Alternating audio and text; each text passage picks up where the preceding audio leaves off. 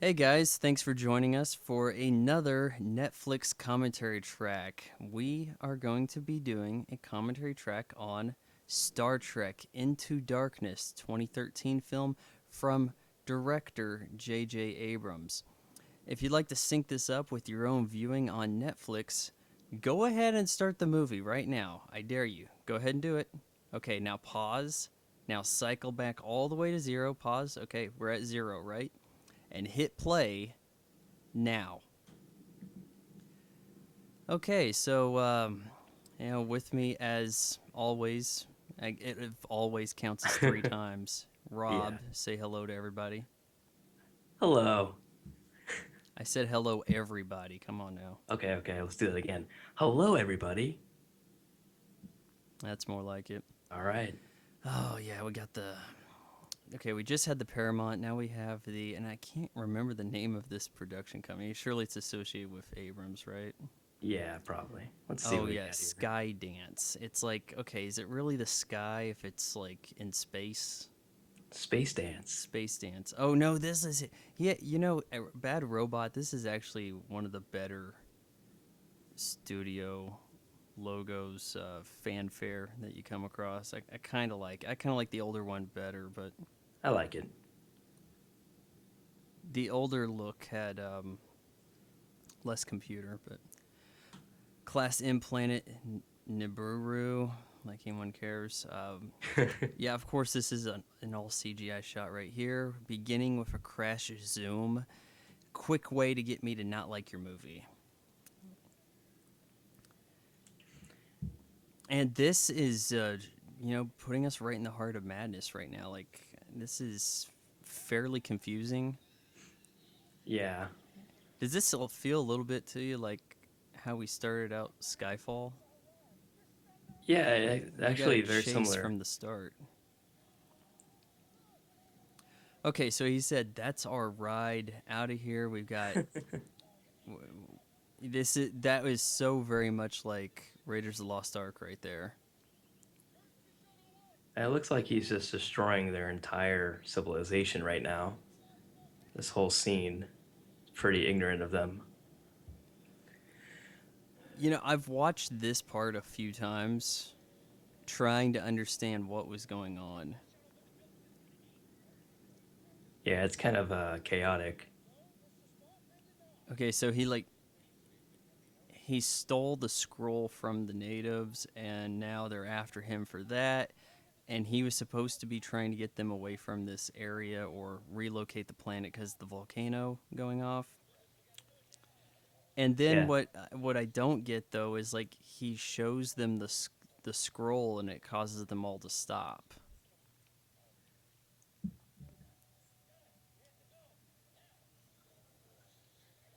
It's like, Everybody really? hectic. We must have more action than an entire series of Star Trek in our opening minutes. Now, this movie was nominated for an Oscar. The one Oscar it was nominated for was Achievement in Visual Effects. Now, how did that work? He just went down that cable, right? And the door shut. It's like, where's Wouldn't that that cable snap go? his cable?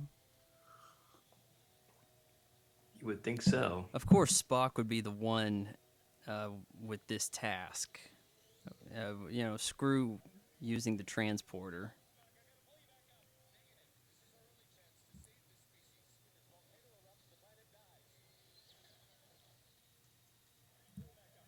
In some ways, though, I like how we're plunged into the last act of their adventure. If we are to understand that they're constantly going on these adventures, Yeah. anyways, with a very low death toll among the crew. Yeah, this could have easily been like the Yeah, ending look of how a movie. easily he could have died right there. He just happened to land on the one rock that is withstanding this volcano. Oh, see, even he acknowledges it. Oh, Uhura knows that they have to get him back. Clever girl. Yeah, I do like the visual effects in this movie. I mean, besides all the lens flare, it does look Yeah, really the good. the production design, the effects. The effect, as far as computer effects go, these are some of the most realistic I've ever seen. Now, look, you just wrote this is their scroll, right? Um, are they just Maybe it's happy to have it yeah. back? It's probably just part of their religion. If you see it open or something, you have to pray to it. I don't know. Religions are crazy. Let's just jump off of here and keep following. What's the Enterprise doing under the ocean? Like they couldn't have operated this task from orbit, like they do all the time on Next Generation. And how far did they swim, dude? Like, I mean, I'm pretty much an Olympic athlete, but I struggle to go a little ways underwater at a given time.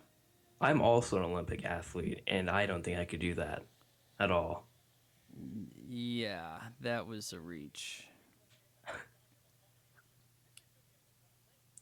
You got red on you.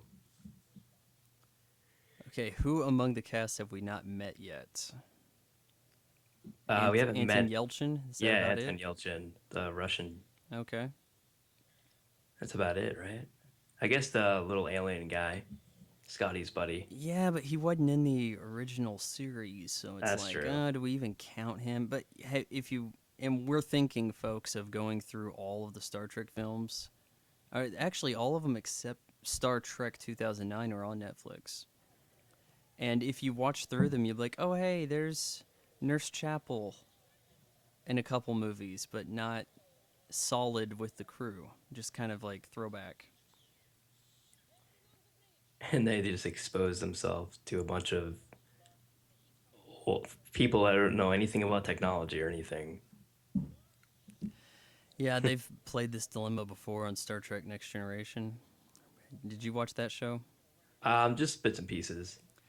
Star Trek Next Generation is like the perfect effort to bring back something without ripping it off and really doing it service. I mean, new crew, new cast, essentially new setting, but a lot of familiar tones and everything, and just real good production. This kind of the contrary to it. When Star Trek 2009 came out, I was like, hey, that was the most flawed movie I ever liked. Like, there was a lot of logic issues. Why does Spock have the red matter or whatever they were calling it? Yeah. And why does he have, like, like, does he not have any guardians? If it's this important, if it can make black holes, maybe we should send some other people to assist in case something happens to his ship. Like, just a lot of weird things didn't make any sense. But I felt like I enjoyed it, and with this one, you really get the sense that they're going for the reboot. And while they were calling the 2009 film a reboot, I'm like, well, not really. They created an alternate timeline. We had the time travel go, and it works out for me. But with this, it's like I didn't realize your plan with revisiting Star Trek was to rip off each consecutive movie. And this one, being the second Star Trek, is going after Star Trek II The Wrath of Khan. All Yeah, they right, just flip a few things. Natives But are wigging out over here. They have found their new god.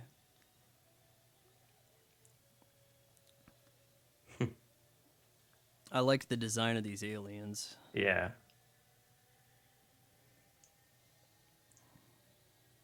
I probably shouldn't call them aliens on their own planet. That's not PC at all. Yeah. They're not being invasive like these guys up here in space.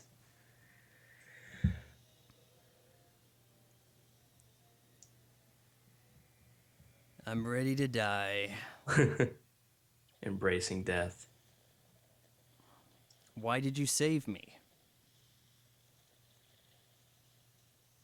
That's not how cold fusion works, in case you wanted to give it a try. Now, there's the teleporter. I mean, small thing to go over there, but with the 2009 film, they changed the way teleporting looks. Like the transporter, the like beams circle the person. I mean, it's not really an issue.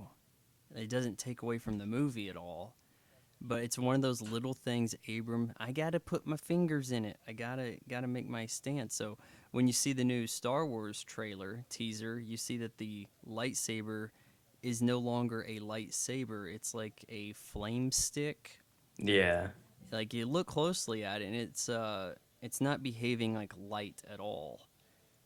And all these little things that you see in these Star Trek movies give you hints to how much he's going to fiddle with things that didn't need fiddling. More on that in a bit.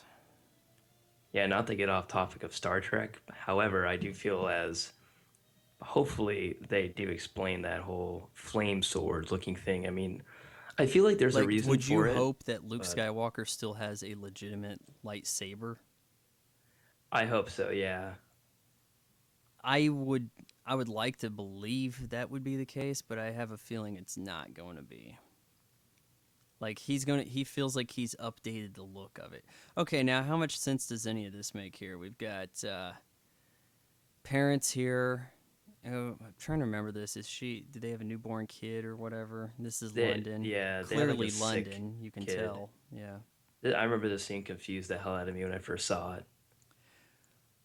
Well, this is almost highbrow filmmaking here with the visuals telling the story instead of it being explained.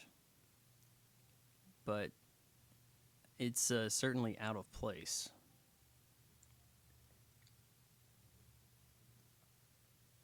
Yeah, I remember watching this scene. I'm like, do I know these characters? What's going on here? Yeah, look at that. We got to have different kinds of gurneys and stuff in the future. Okay, so yeah, they had the sick kid, and then it's like, okay, here's the deal. In order to pay for your kid's health insurance, which, by the way, I could have sworn that in Star Trek they don't have currency except for the Ferengis because they're dicks. So like you can't actually pay somebody off with bribes in Star Trek, Abrams.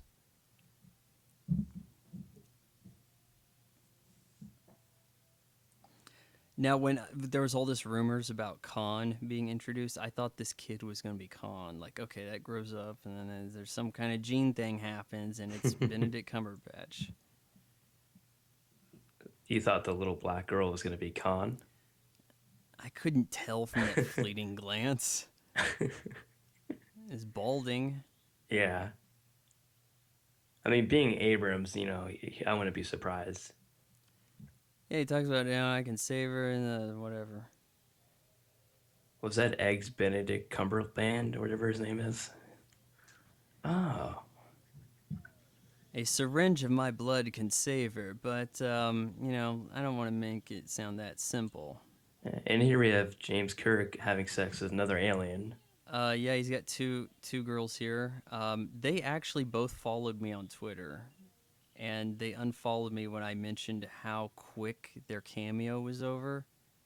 They were both in the High School Musical films, Those are my favorite. and I was like, "Oh, hey!" I think I said something to the tune of, "Yeah, I saw you in Star Trek. You were there just a few seconds longer than I was in my first movie." And they're like, "You never were in a movie." Blah, blah, nah, nah.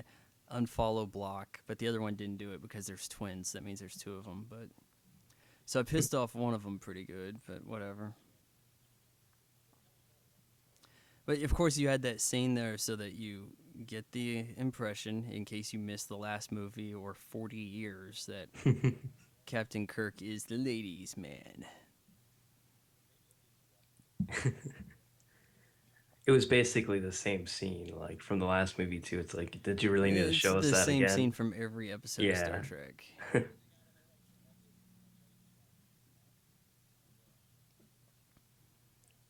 Your honesty betrayed the crew.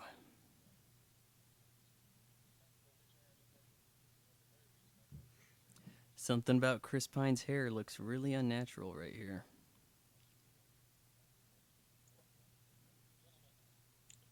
What do you mean? Unnatural.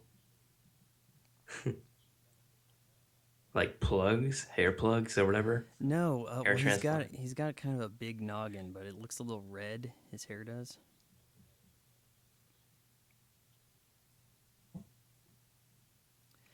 Owned. I always felt like the guy who plays Pike looks like a different version of Michael J. Fox. Man, He I can't remember the does. actor's name, but I've seen him. You know, you've seen him around for a number of years. He was the evil husband in Double Jeopardy, opposite Yeah. Ashley Judd. I think his name is Bruce Green something. Ah, Green yeah, I think you're Green right. Tree or something. I don't know. It is a Bruce. Yeah, Yeah. I like him though. He kind of reminds me of Sam Neill a little bit as well. I don't know, just because he's the same age, yeah. You probably. know, yeah, as they get older, and white people do eventually become the same old white guy. Yeah, Dude, this is astonishing right here. Like, we saved the people, we stopped the volcano, and now I'm no longer captain. Even though in the previous movie I saved the planet, I saved the Federation, but, you know, just forget that. I guess I'm demoted. it's a little bit of a bullshit reason. You think they enhanced his eyes there to try to give him some kind of Shatner blue eye thing? It You kind of looks like know, he's got some bubblegum lipstick as well. yeah, I think they definitely enhance his eyes. And I remember watching this last time, and I was like, is he wearing makeup? He's got pink lips, which I'm sure he is wearing makeup because it's a movie. Yeah, I know Arnold Schwarzenegger was clowning on the kid who plays Conan the Barbarian in the commentary track. He was like, "Why is the kid wearing lipstick?"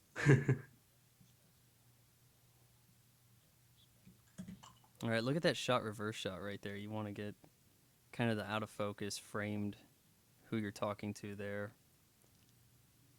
Modern technique. See how it's not showing his hair right there in this shot?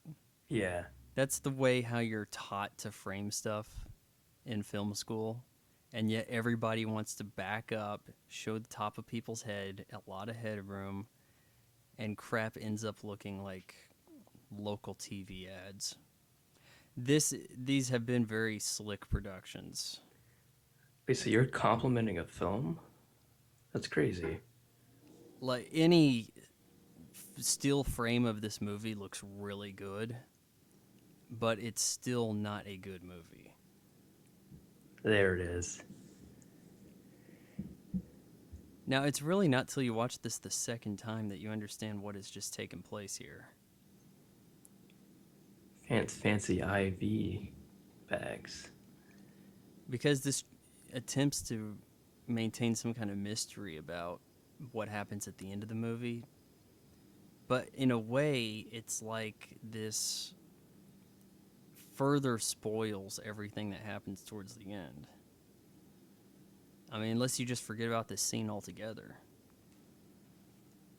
I think I didn't even remember this scene Yeah, I like at mean, the end of the I movie. couldn't even remember it because when I was watching the film, I'm like, I can't believe they did that, and now his blood, really? When it's actually all set up right here. Oh, yeah, by the way, I hope you've seen this movie before because we're ruining it for you. Yeah. Yeah, when you think about it, the whole scene kind of sucks because it kind of blows the whole ending if you don't know what's gonna happen. Yeah, well, then what's the point of Yeah, if if this happens, then the tribble regeneration is just only further supports this. I guess we have to have a way of everybody else discovering it too, but then it's really like foregone conclusion by that point. But he's keeping an eye on him. He's like, you know, you make sure you go down that elevator, just like I want you to. Folks, this is why you can only have a certain amount of liquids on an airplane right here. exactly. I think it's insane how much damage this does too. Even in the future, this, I mean, if terrorists had stuff like this in the future, Oh yeah, we'd be done. there wouldn't be those kind of buildings in London, I'll tell you that. Elka Seltzer. Yeah, they would have jihaded all of those suckers down.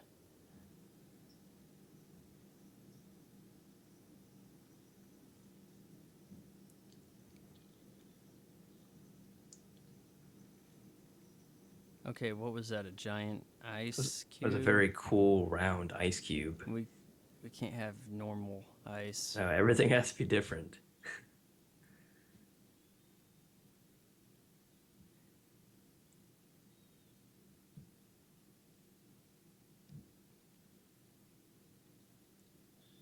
Oh, not you again.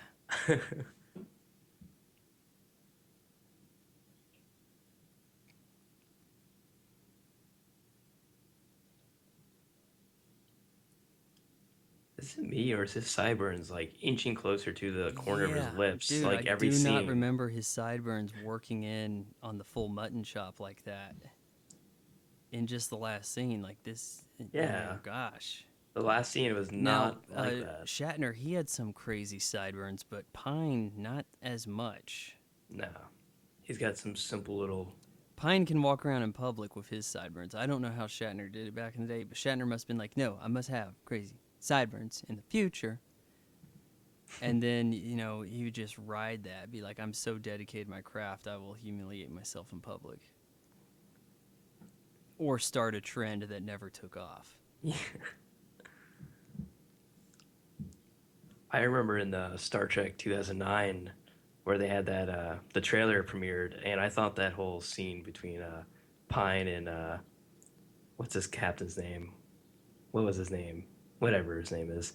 When he was like, "I want you to do better. I dare you to do better." Whatever. Join Starfleet. Yeah, this guy I right thought that here, was awesome. Pike. Well, he was a Yeah, character Pike. in the original pilot for Star Trek. You Okay. can watch that on Netflix. It's the original pilot. The only character retained is Spock, but Spock has bushier haircut. Oh man, I'm gonna have to watch that. I'm Yeah, sure. but like terrible things happen to everybody. But the second in command on that episode ended up marrying Gene Roddenberry, the creator of Star Trek, and she voiced the computer and played Counselor Troy's mom. Another fun fact by Von Fry. Yeah, so if you know a show's going to take off, marry up. Marry into that biatch. It's almost a shame that their phones in this are not as advanced as what we have right now. Yeah, Because, that's like, a piece of no shit. one's working the flip phone right now, yet back then, flip phones, oh yeah. I guess flip phones are better for movies because they make a sound when they open. That's the whole Oh, reason, yeah. Whoa, Shatner is supposedly. all about the dramatic Oh whoopsh, yeah. Did you ever hear flip the around. Scorsese talking about The Departed, how he chose to like use flip phones and like he even added audio to every time they opened a phone. It was like whoosh, whoosh. No, I hadn't heard about that, It's but supposed to be when that was dramatic. made, they didn't have iPhones. So, I Oh, mean, that's true. but still, it was like, whoa, how are you able to text with the phone in your pocket still without looking at it? Like, you really know your buttons. Yeah, people nowadays probably can do that because we're so like, obsessed. But 2006, that's not so long ago, but times are different.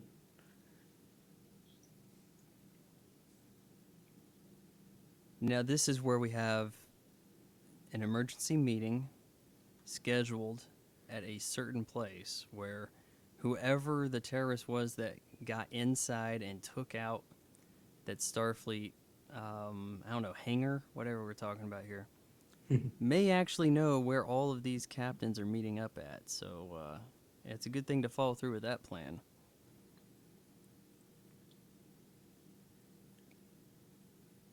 I think Zachary Quinto does a fucking awesome job as Spock. I think it's perfect. Yeah, in trying to rate the performance of each of the cast members, it's hard to say who's really the best, but I mean, I think he's quite good. He's so good. We got RoboCop over here. Now, when this stuff's kind of going down, when you won't have your reboot getting thrown under the bus, you have to have somebody from an original show off that people can get behind. Oh my God, it's the original RoboCop. And then RoboCop. Oh my God, Batman. And when you see him in any type of current, film or TV show, I automatically am like, oh, he's going to be a bad guy in this movie or show. Oh Just the yeah, way he's dude. been Like doing it everything I've recently. seen him in after RoboCop, it's like the worst bad guy in the Yeah, world. like he was in Dexter a few years ago, and he was bad. Just He was haven't on seen him 24 good. and killed like or got a whole lot of like, regulars on the show killed off. Oh wow. And then Jack Bauer gunned him down from just out of spite at the end. Oh, look at this. This is give me a break technology right here. You take a Yeah. picture from all possible angles. How? Super cool, but very unbelievable. However, this is Star Trek, so I'm not gonna get too worked up. Now his sideburns seem to be back up closer to his ear this time. Oh, I got to keep an eye on that cuz Keep an eye on the sideburns, they were man. working it. They were almost at level with the mouth. Yeah, man. Now they're up, but I bet you next time we see him, they're Um gonna be touching his lips. yeah, I think they're definitely more sideburn than beard. Like in that scene at the bar, it was straight beard. Yeah.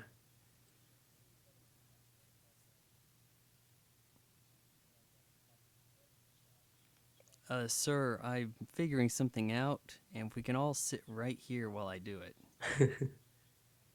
How do you feel about Chris Pine as an actor? I've seen him in a number of movies, and he plays the same role in every movie. Yeah, definitely agree. Clear the room.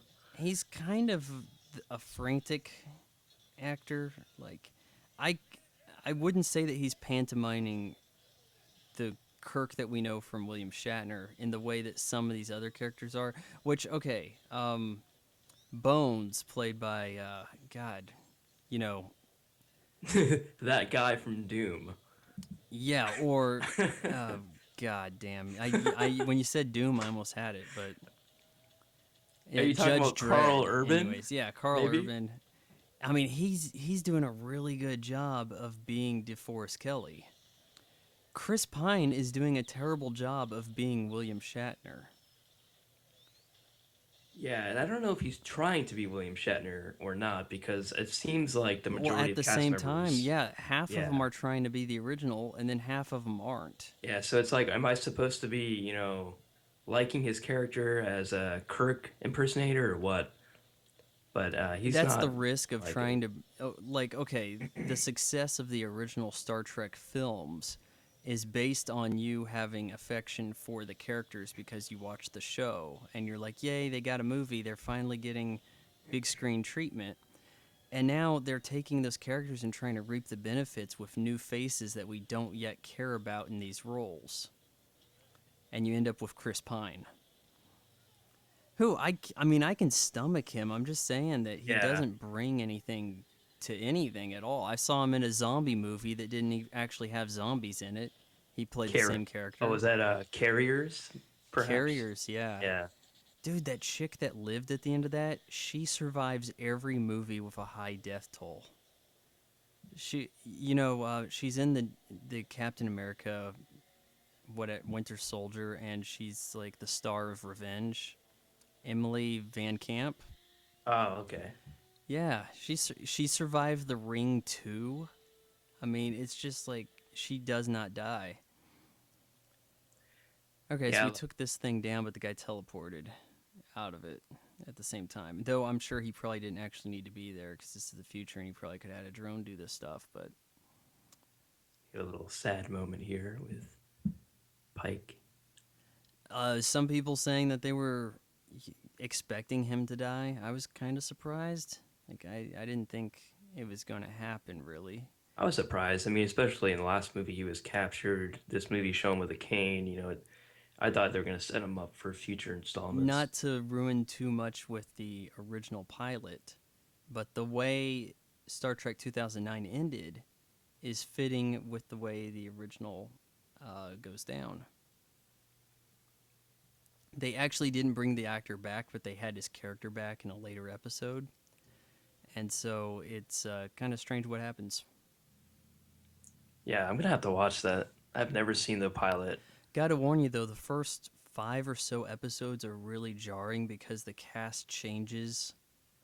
Like it's not till episode 3 that you see Bones or something like that. They're filmed kind of out of sequence to how they aired, and Oh, so okay. like yeah, Yeoman Rand, Janice Rand will be in there, and then she won't show up for another 10 episodes. It's like, well, okay, kind of set you up like you were like this fourth in charge or something, or like the fourth biggest player, and now you're like gone for several episodes.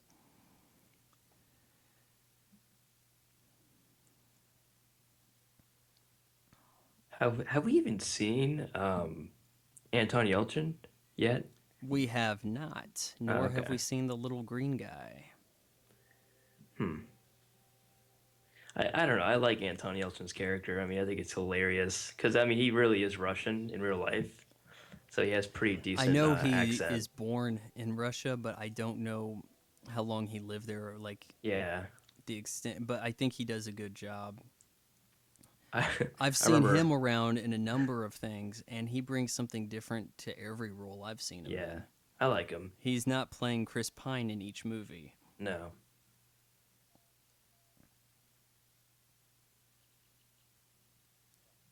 Flip.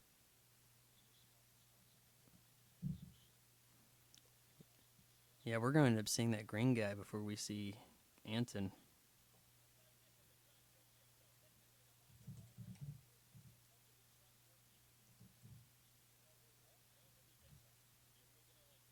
he does a good job as Scotty. I think. But he's a lot different than, um, you know, old guy who died, who I can't remember the name of. And he's from Scotland, but I don't know how much is that his accent, because I don't think I've so. seen him do so many different voices. Like I've seen him be American and English and stuff, so I really couldn't tell you. It's kind of like when you see Catherine Zeta-Jones on the Tonight Show, and you're like, "Wow, I didn't know you're not from here," or "I didn't know you're not Mexican." I think people think she's Mexican because of Zorro, but you never hear her in a movie speak in her native voice. She's always doing like an American voice. I like that scene. Shows the different types of ships. Yep. That was cool. I think if you look carefully, you may be able to find the original design from the TV show or some kind of Easter egg. That is the kind of thing that you would expect to see on a desk in a circumstance, like that kind of attention to detail. They do a good job putting the sets together.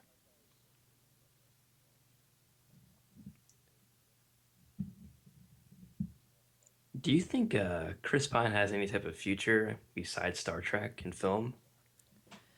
I had read a headline that said he regrets getting Jack Ryan wrong, so I think that means he already knows he's not returning for the next installment. Yeah.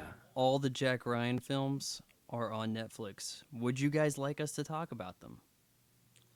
Yeah, let us know in the comments because I'd be willing to sit through his new film. 3 of the 5 are really good. Chris Pines isn't one of them. Yeah. I actually I just picked up the Hunt for Red October on Blu-ray recently because I haven't seen it in years. Oh, I'm gonna that's have to too give that bad a because shot. it's been on Netflix for a while. You could have saved Yeah, some dough. I know. I just found that out like the same week. That will happen on occasion. It's like, oh my god, it just came out. Yes, I'm picking that up. And then, like, a few days later, it's on Netflix. Yeah, gives me a reason to really watch the special features and get my money's worth and listen to an actual commentary that I can listen to, like take some hints and tips, if you will. All right, what were they arguing about right here? Nothing too important. Nothing important. They're going to go check out this this place he may have transported to from the coordinates on that portable Klingon. transwarp device, Was it Klingon trans-space territory? transporter. Yeah, they have to go to territory they don't need. Don't. It's a covert mission. They have to claim that the Federation's not behind it. Blah blah whatever. Oh yeah, okay. I love the Now scene in Klingons were actually in the original Star Trek, but they it was like a deleted scene, and then it's kind of like now that you know what Abrams did to the Klingons, you wish they hadn't, like, at all. You're kind of like, wow, you guys had a bad idea earlier, and then you had time to act like that didn't happen, and then you stuck with it. Wow, that's quite pig-headed. And what are you saying you love here? Because there's really Oh, nothing to love. yeah. Well, I'm actually referring to the Star Trek 2009. I felt there was more comedy in that film compared to this one. Oh And yeah, this, definitely. yeah, the scene where he was Here, like blowing up and getting huge, he was swelling up. I thought that was hilarious. here's oh gosh, forgot her name because I don't like her. I do not like this actress, Alice Eve, Alice Eve. Right? she's nice to look at. That's about No, it. she's To weird to me, look at. she is kind of generic looking. I mean, she looks like a generic blonde girl, I believe. I mean, blue eyes, blonde She's hair. got some kind of weird chin thing going, and her teeth. It's like her teeth are always kind of jutting out in an odd way. Like she can't control her smile. Maybe she got veneers that are too big for her like natural jawline, so it's like her mouth is struggling to close. Yeah, I wouldn't throw her off me or anything, but I think I know what you're getting at. I think your attention would be in other places. Yeah, I wouldn't be looking at her veneers, if you will.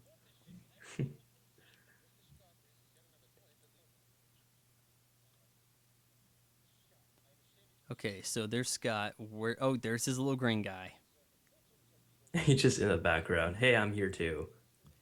Now, And he's if wearing you were red an shirts. officer or anybody in Starfleet, do you think you wouldn't get in trouble riding a missile, riding this torpedo here? Like, is that something you do?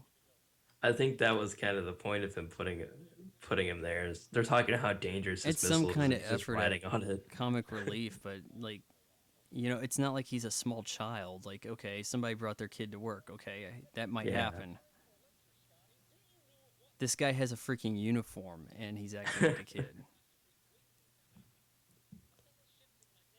I noticed that they're wearing red shirts, and as far as I know, isn't that like a sign of you're gonna die in this movie or something? Or They would send a red shirt to the planet with all the named people, and the guy in the red shirt would die oh, okay. in 20 seconds. Like something would happen, guy in the red shirt would die. So that's where the trope of like being a red shirt comes from in Star Trek lore. But they switched that around. By the second movie, like everybody's got a red shirt, or darn close to it, everything. So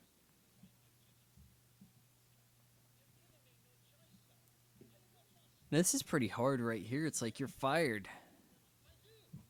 Yeah, I was like, man, are we not gonna get any more Scotty the rest of the movie? I mean, I know it's a big cast, everybody needs their FaceTime, but wow, that's harsh. And your little green guy, he doesn't because they're even try essentially to the same person. like keep him or anything. He's like, "Yep, you're relieved." It's like he's pretty important to your ship. He's talking about how there's something up with these torpedoes. I don't trust it.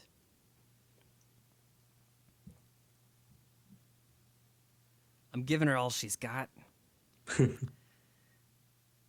Yeah, well, we knew you would leave with him because we don't understand your relationship.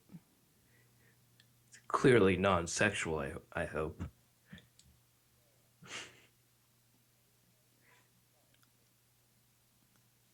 Now, who gets to wear yellow? Is it just Kirk? Yeah, I think so. Spock wears the blue shirt.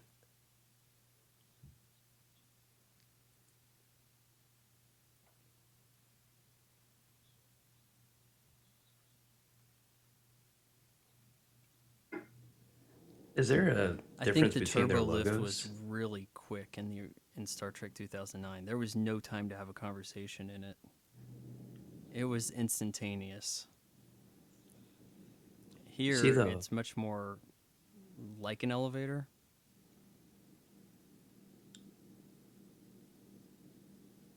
Yeah, what's the I don't understand There's like Anton. on their emblem, what's the difference between logos?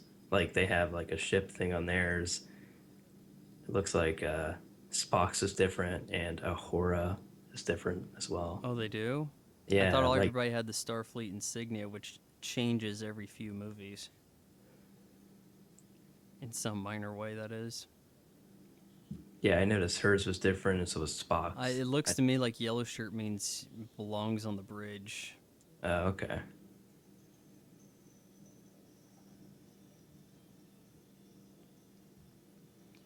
Yeah, so even if you're the captain, you're going to find a way to be put on the away team because you say so. They have cut down on the lens flare. It's still some there, but I mean, that 2009 film is just a Oh my lens god. flare simulator. Yeah, I remember being in theater and I was like, "Oh my eyes!" Like it was blinding how much they had. I've actually, if in shooting some student films, put some pretty kick-ass lens flare into projects, and they ended up finding ways to edit around it, even though it looked amazing. I was like, what are you guys doing? I think lens flares I kind think of that got a bad rep. if yeah, I mean, I was doing it like 3 years before the Star Trek 2009 came out, so if that had came out, everybody would have thought it was a great idea because it's ripping off something they like Yeah. instead of something they're not familiar with, which is how the internet works, people. If you pay homage to something else, everybody loves you.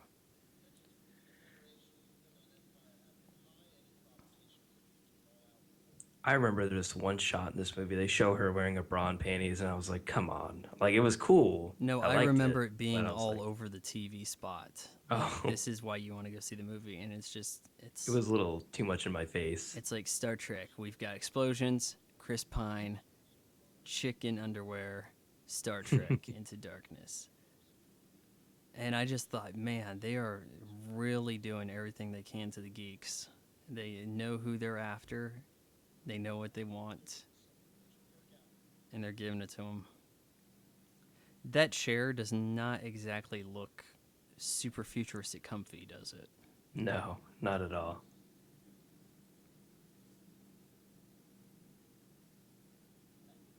It's not form fitting. I don't see how the headrest is going to work at all.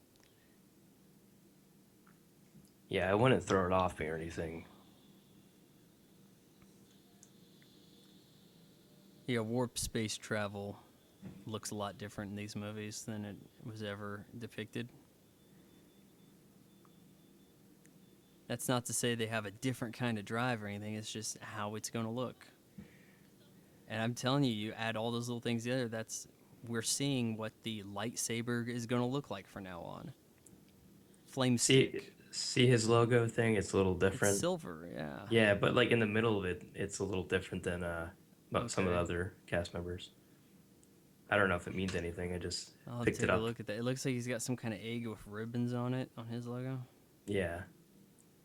You lied about your last name. I didn't want to tell you guys. My dad's the admiral.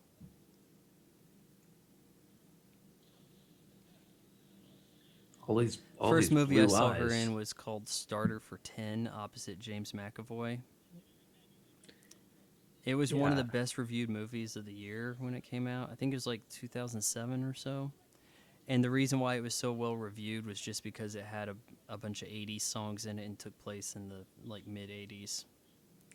Which if that's one way to get a lot of people on your side is to just load a movie with songs you know they're going to like already instead of new songs you have to gamble on. Yeah, I saw Yeah, her in okay, you're right about the insignias. Yeah, here's yeah, Kirk. He's got see? like a sword kind of Yeah, I think look. their shirt colors will, kind of give it away, I guess. Yeah, I Different think parts we've of the spent a ship. lot of attention to insignias already. Yeah. That's what happens. I've seen this movie about 6 times And now. every time I see Carl Urban, I think his eyes are a little far apart. Yeah. Okay, You skipped it. Chekhov has a red shirt now. Oh. You're doomed. Oh yeah, he was moved to engineering, wasn't he? Yeah. He gets all excited. And behaves nothing like George Takei. No.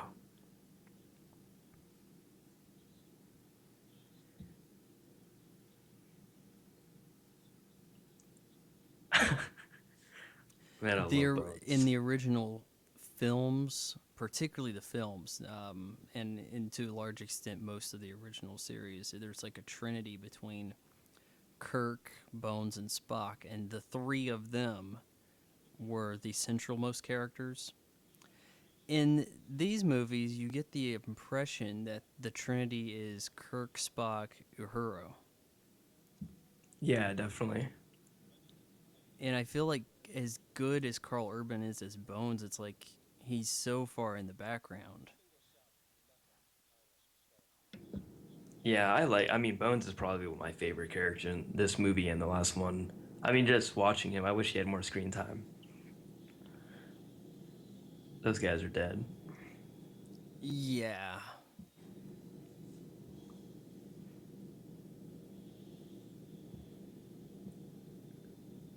Yeah, look how That's pretty cool. impurposely dramatic that whole flight was right there.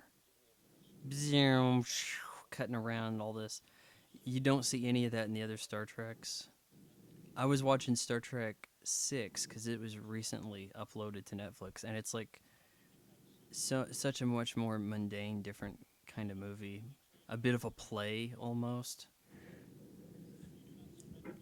John Harrison. I remember when this movie was in production, they said Our torpedoes full of bodies. John Harrison. I was like, yeah, I'm sure that's his name. I was hoping because with the rumors, I was like, no, come on, you didn't really reboot with the air quotes there, Star Trek just to retell the Wrath of Khan, did you? And it's like, no, no, no. Surely he's more imaginative than that, but I was mistaken. Kronos, the Klingon home planet. These Klingons look like a little different than I would imagine they should look like. Did they even have faces in the older movies? I mean, In the TV original show. series, they kind of looked like Greeks with Oh yeah, added okay, fur to them, like a bit of a furry beard kind of thing going. okay. I mean, they just kind of looked like they had a bad spray tan.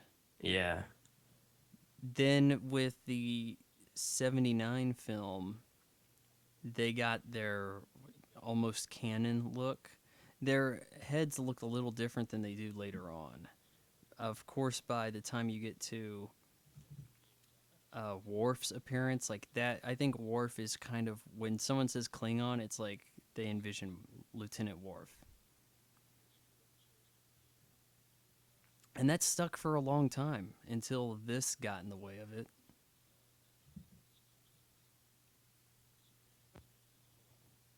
oh yeah. Worf, is he the gentleman with the big ass forehead?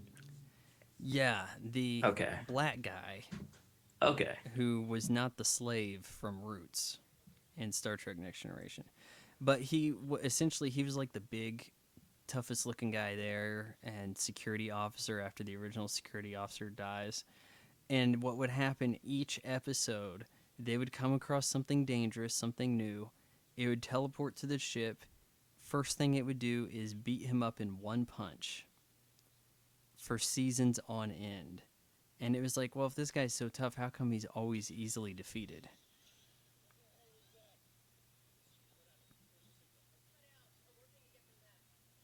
Oh, she's working to get him back, all right, pushing that same button. Yeah, of course, we have our Star Wars style flight here.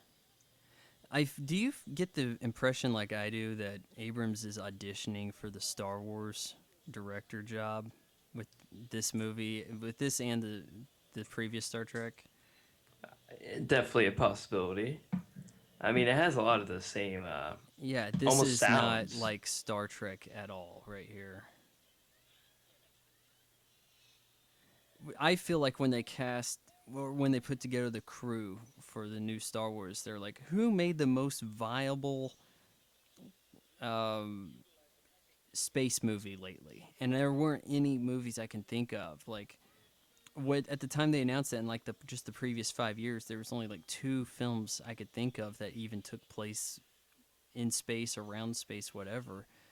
Star Trek and Panda. What was it called?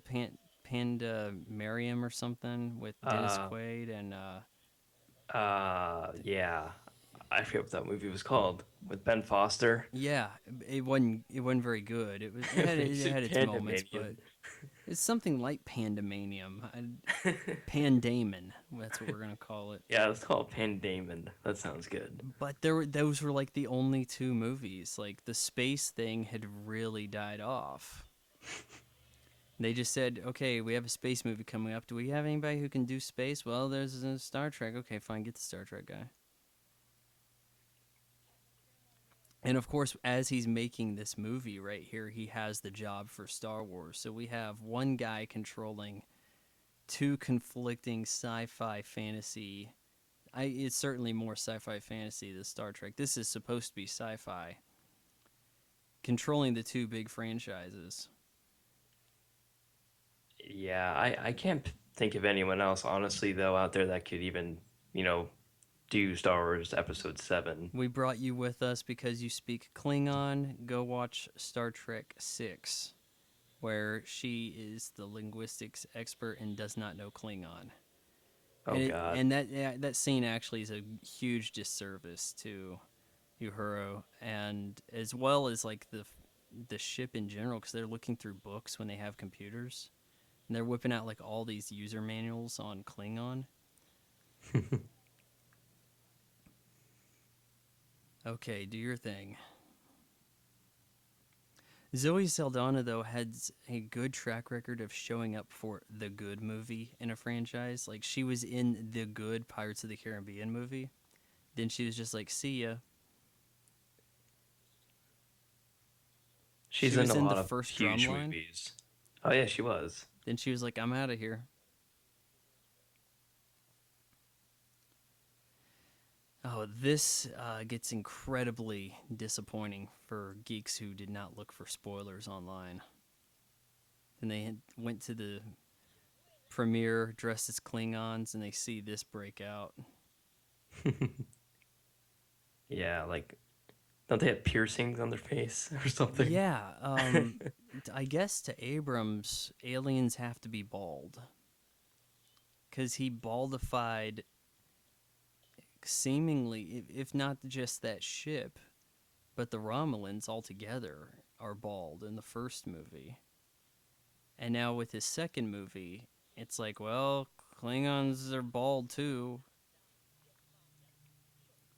Armor, of course, very different than I've ever seen them have before. There's a lot of blue eyes in this movie.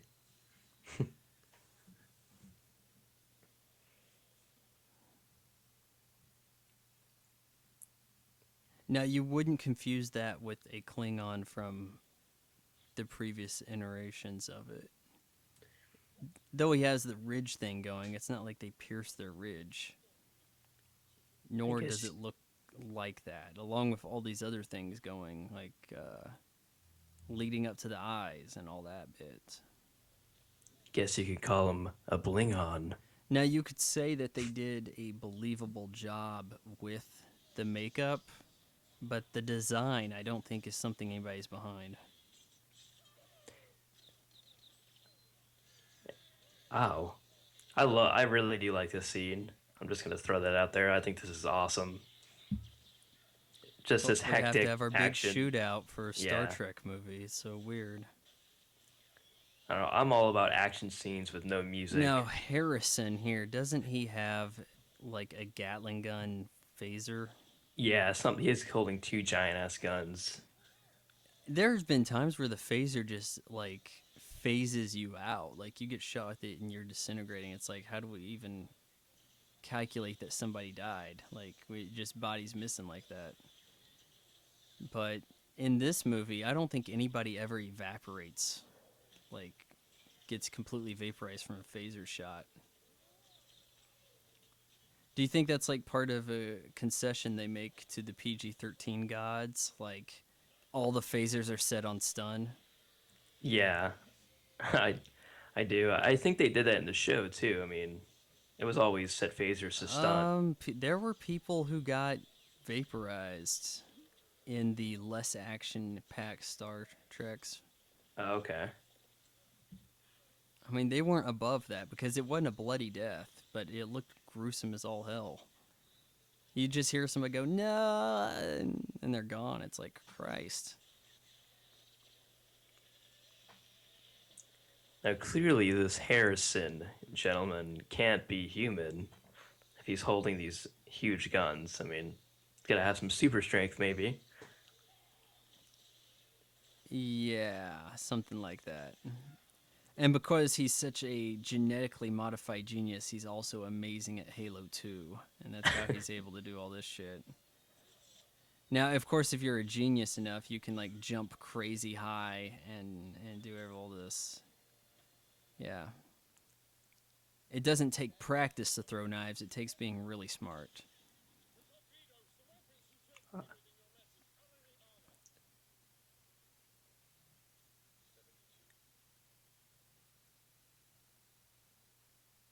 Oh my god, 72 is the magic number.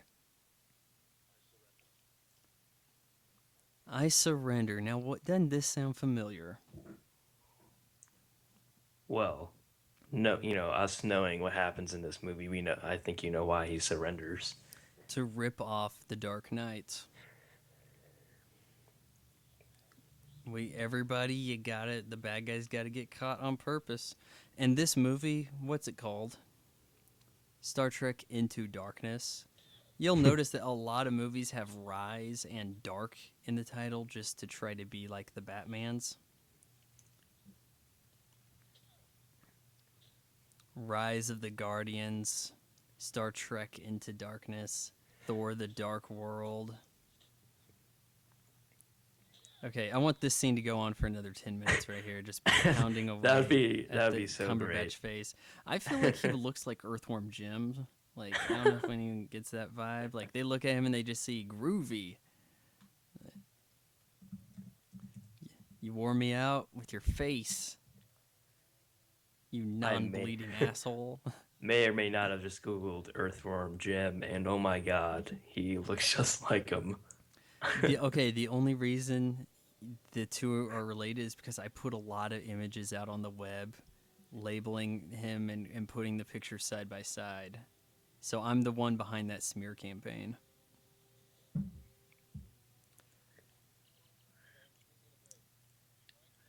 What's your thoughts on ex Benedict Cumberbund as an actor? Yeah, I really haven't seen him in a lot of things. I think maybe two movies, this and Atonement.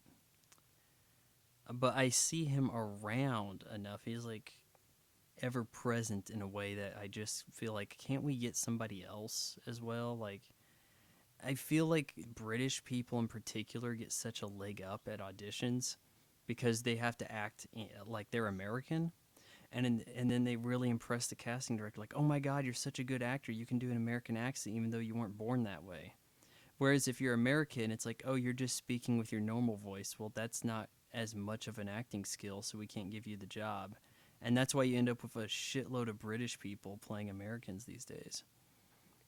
Yeah, you gotta check out Sherlock if you haven't. Do they really need a blood sample? Like, is that normal? If they caught anybody else, would they be getting a blood sample? I don't think so.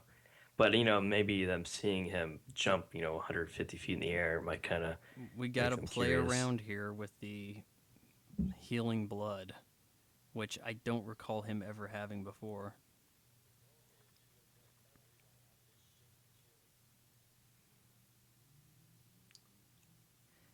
Now, what do you think about his race? Cumberbatch here as a character who is supposed to be Indian. I don't think it honestly matters. I mean, but then again, I wasn't, you know, watching The Wrath of Khan on theaters and being a huge fan Well, way back when. Ricardo Montalban is not Indian either, but they kind of had him, I guess you could say, brown face. Yeah,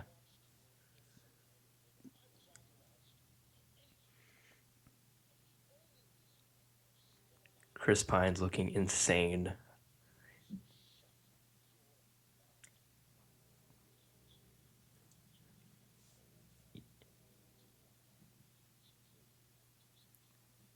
He's doing the anime villain where it's like, look how calm I am. That's a reflection of how powerful I am.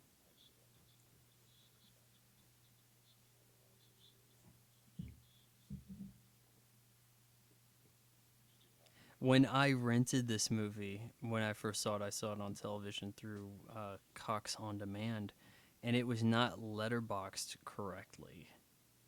Like when actually originally up till maybe about a year ago they changed it on Netflix, but a lot of movies were not presented on Netflix in their original aspect ratio.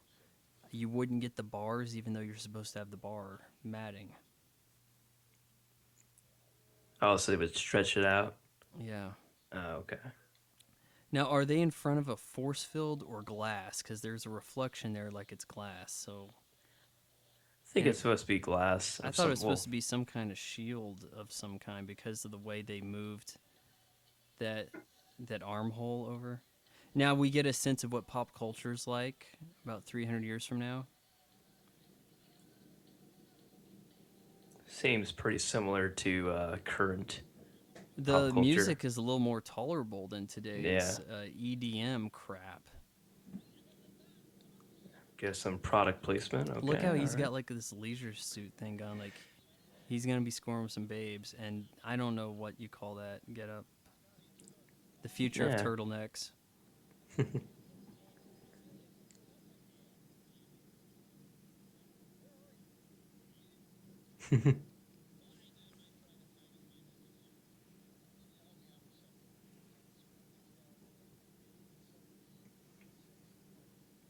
Oh yeah, I can remember that.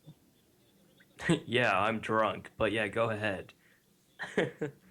Don't email me anything. Just call.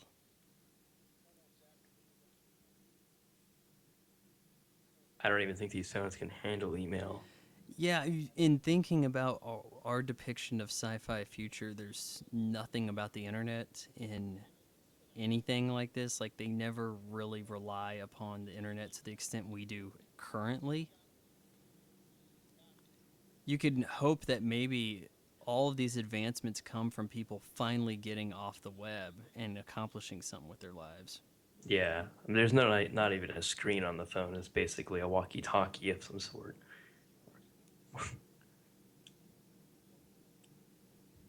Cornfed. It's a callback to are you out of your Vulcan mind from last movie? Oh, he would say that in the other films too.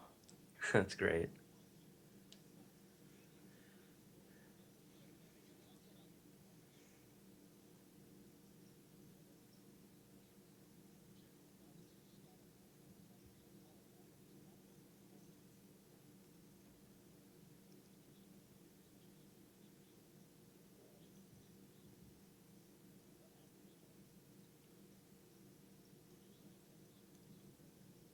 Carol Marcus, why isn't she in Star Trek II: Wrath of Khan? Huh. And they had a kid in that movie, so it's like we have to have her along for the long haul so that they can hook up. As they never actually hooked up in this movie, so they have to string her along for the third, I imagine, which I think right now is going through turmoil. Like they're losing directors. Yeah, They got a rotating chair of who's taking the helm of that movie. Always a good sign. totally. Yeah, it was Robert Orci or whatever his name is, the producer, I All right, believe. now is this our weird ass scene here where she's like, "Oh yeah, oh you didn't know I was stripping down? Okay." I think so, actually.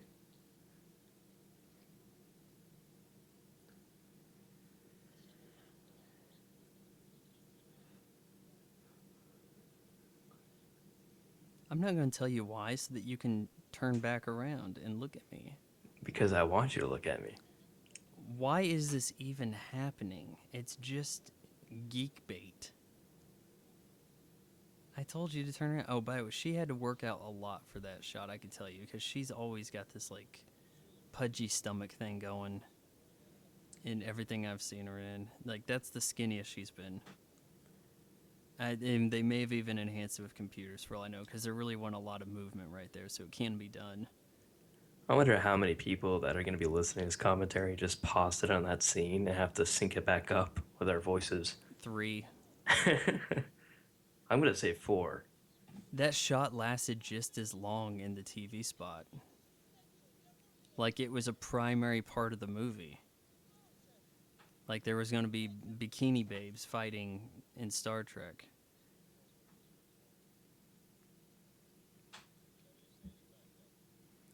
I don't understand what they're doing with the engine room in these movies. Like that's nothing like how the engine room's supposed to function. Well, like all these steam valves and everything, it's like you're going to go through warp space with steam technology. Hey, how come we didn't get to watch Bones change? We didn't get to see Carl Urban in a Speedo. Yeah, I feel a little cheated. this looks like Prometheus right now. Oh, yes, it does. Which I hated. J.J. Abrams with a stunning camera shot. It's a little tilted. There's a lot of Dutch angles in this movie, in the 2009 film where we get quite a tilted look. But he does a good job of keeping the camera in motion. I think the trick to that is you cut before the camera stops. Here, keep an eye. See how it cuts away before it comes to a stop? And that keeps you from being aware of the camera moving while you're trying to pay attention to the narrative. It's also, I think, something that he feels like he is paying homage to Steven Spielberg, his idol. So, like, we have the Raiders of the Lost Ark run at the beginning there from the natives. Then, of course, he made a movie that is a giant BJ to Steven Spielberg, produced by Steven Spielberg, and you know the name of that movie, right? Super 8. Oh, yeah. Yeah. That was like all of Steven Spielberg's, 80s movies in one movie. Oh, yeah, indeed. Now that looks like Conan O'Brien. It does. Oh my god. Oh my god. Unfortunately, it wasn't. Jupiter. I need you to do me a favor. Just, get a ship over to Jupiter and have a look around. The It won't be future. difficult to find any of this stuff. Space being incredibly vast. Here are the coordinates. In all these movies that deal with spaceships, it's like really easy to find another spaceship in the distance.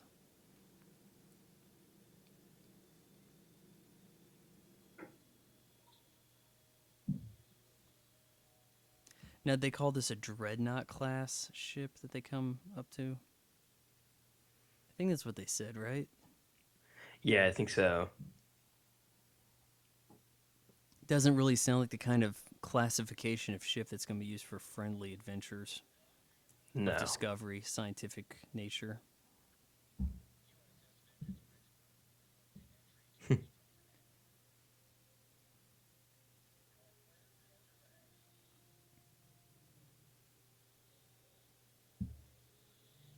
Just sneak in here. Just imagine this movie if it followed the, whole gravity thing where there's no sound in space. It would just be quiet scenes all the time. Yeah, all those exterior shots would have to be muted. But I that's don't think probably that it just too would really. boring. I don't think it really detracts or adds to the movie. Either way, like it. I'm kind of just fine with it. It's not something I give like a giant. Oh well, you get a deduction for that. No, because I mean it's Star Trek. I'm not, watching a Hubble Space Telescope, documentary on IMAX or something. All right, you're gonna tell us the truth now.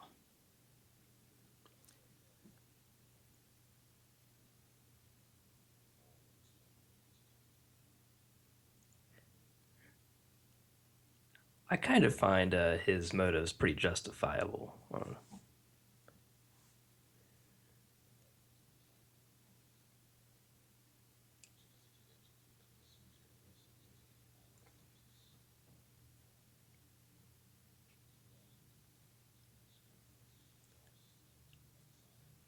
kind of a handheld shot.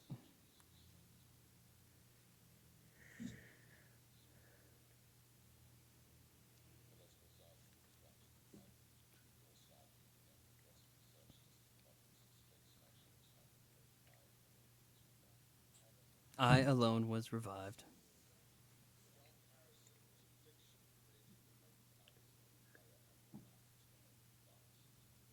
This is so incredibly ridiculous. Your plan to build new advanced spaceships is to revive a guy who's been frozen for 200 years, who needs to play catch up with 200 years of technology.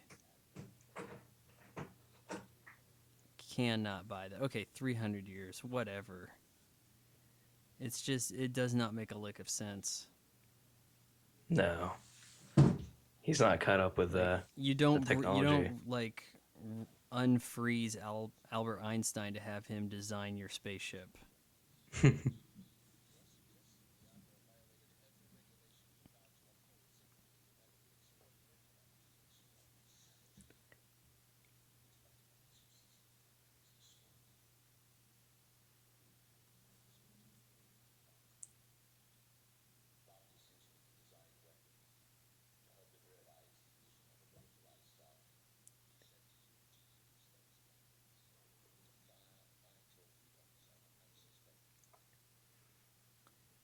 Should we really believe the guy we captured here when the admiral is kind of like one of our guys? Like, maybe we should ask him before we jump to a lot of conclusions.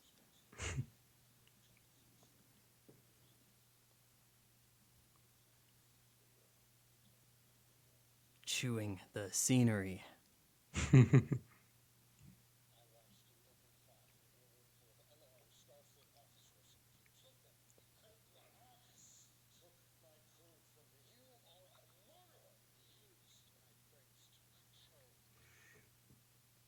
And that's why I shot the other guy.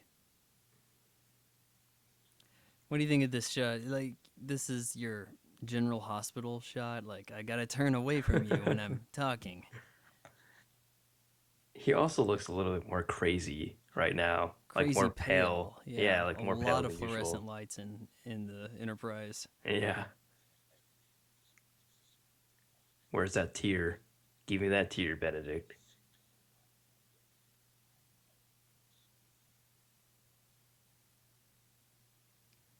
They can't see you cry, dude. You have to show them the tears if you're gonna get any points. Oh, he cried. We can see it now. Khan has feelings.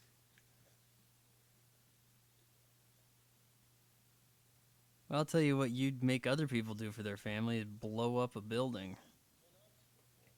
Sick fuck.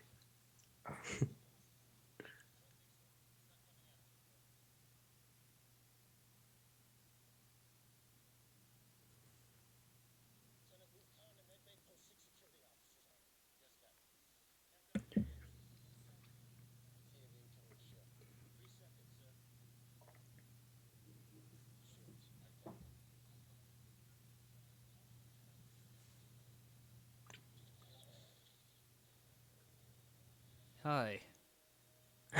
Oh, hello. It's a good thing you stopped right there. It's really never brought up, like when you're plotting the coordinates for your space travel, all that. How do you not cross into each other? That's intimidating.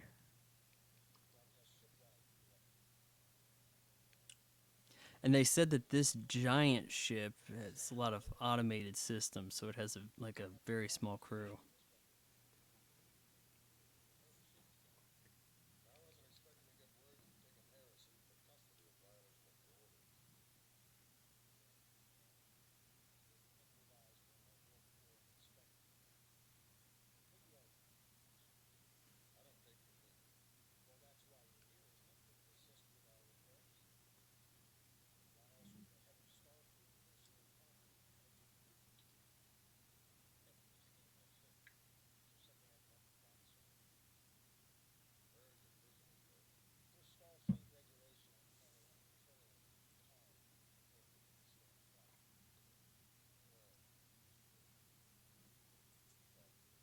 Try to keep track of how many of these shots are actually stationary.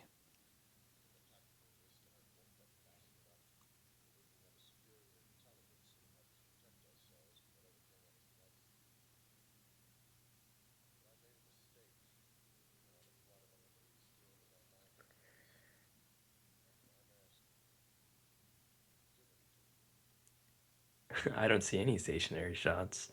No. See, I try to tell people in college that you need to have far more tracking shots than they were willing to accept. No, no, you can't do that. No, this is blasphemy. It'll never catch on, Vaughn. You're an idiot. There's also a lot more shallow focus in this movie than I see in a lot of other films. Like, look how bland and boring the Avengers is compared to some of the stuff going on here. Where see how we have multiple layers of actors, and some are in focus, some aren't. And as you blur the what they call the circles of confusion, see behind RoboCop there, you ended up with those the lights behaving that way. Yeah, I think J.J. Abrams is probably a better director than Joss Whedon, for sure. I Whedon's think got the that good he storytelling, but puts, yeah, for visual storytelling, I think he does a good job there. I don't doubt that the new Star Wars is going to look really good. I just think that at best it's going to be good, and at worst it's going to be abysmal, but cannot possibly be great. yeah, it cannot possibly be as bad as the prequel trilogy. I It's don't think that's probably not possible. going to be as bad as the prequel trilogy. There's a certain amount of talent and oversight into the process, but all that oversight will also stop it from being great. Punch it, Chewy. Leave a trail of dust rain drops.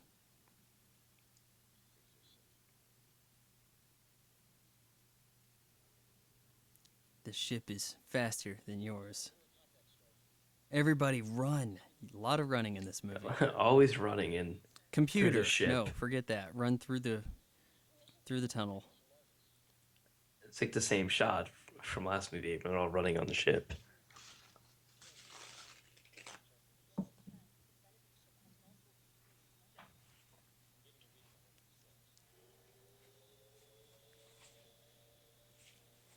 I don't understand this. That sound is pretty appealing to my ears. And let's get your ship. Uh, Good job. Kirk's always losing all these people. His ship's always getting destroyed. yeah, it's amazing the damage that they get dealt while still being able to fight.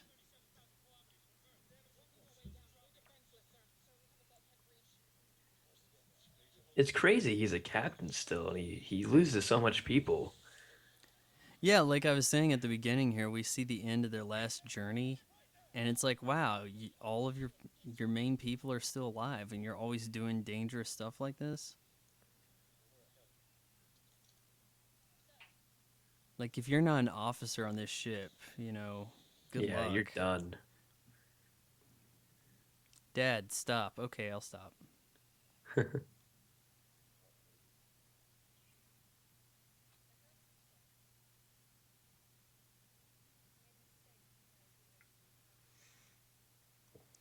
Lens flare.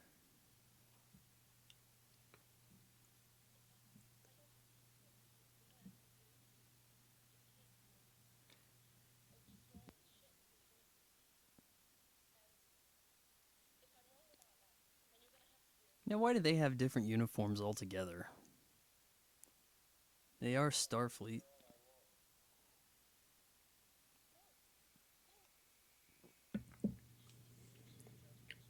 Oh, See, that's the way people die in the other Star Treks, is with that scream disappearing.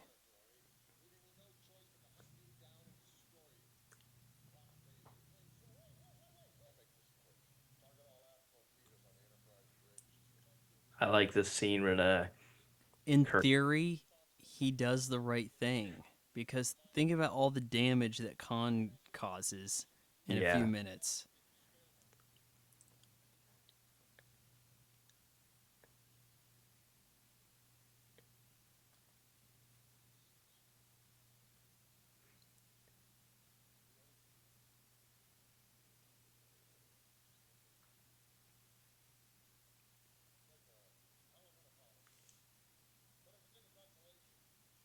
it's like no, I'm okay.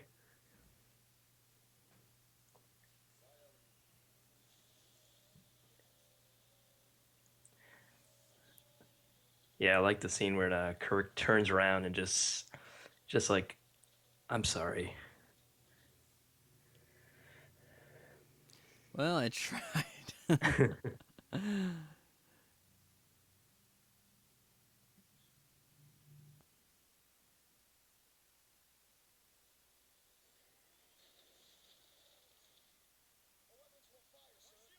Now this is Scotty's doing, right?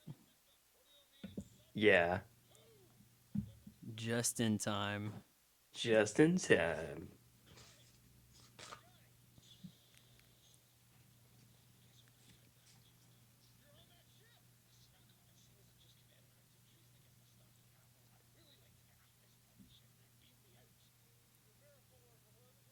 He sounds to me so much like Craig Ferguson. Oh yeah.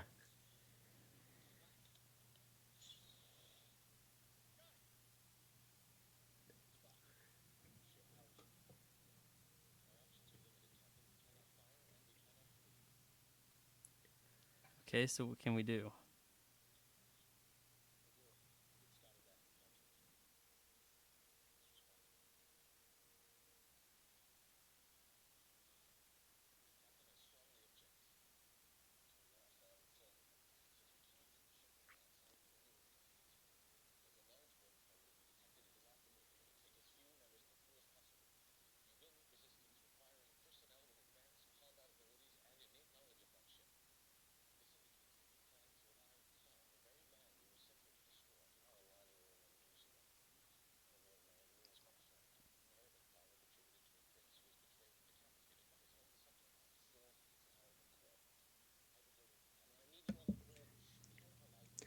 Now in the Wrath of Khan, was this whole situation similar with being betrayed by Starfleet? Um, no. Have you seen The Wrath of Khan? I have, but it's been a while. No, I mean, at well, least he 5 years. feels slighted by Kirk personally, not Starfleet. Oh, okay. So it's a personal matter. But there are ways people could say this is like an encounter before the Wrath of Khan. Because in the Wrath of Khan, they have a personal relationship before the movie starts. Because they had a similar matter to this. I mean, not really similar at all, but they have an episode on the original series where they meet and have their conflict, and you're supposed to know some of that as like prior knowledge going into Star Trek 2.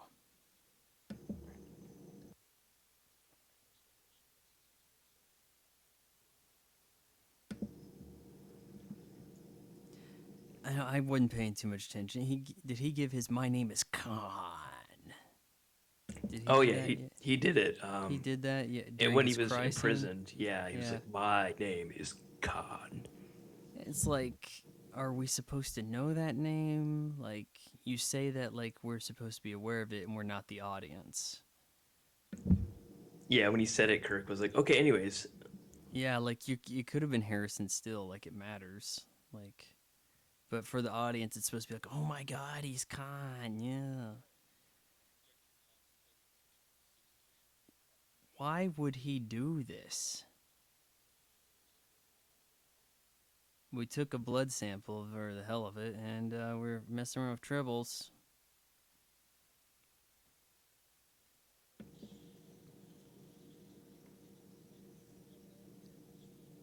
Scotty, you're not a ninja, are you? Okay, good. Can you sneak aboard this ship? He's not a very threatening guy at all.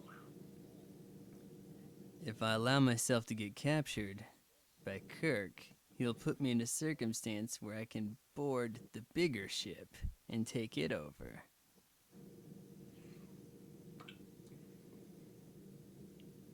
Wow, she really hadn't had anything to do since talking Klingon, had she? No.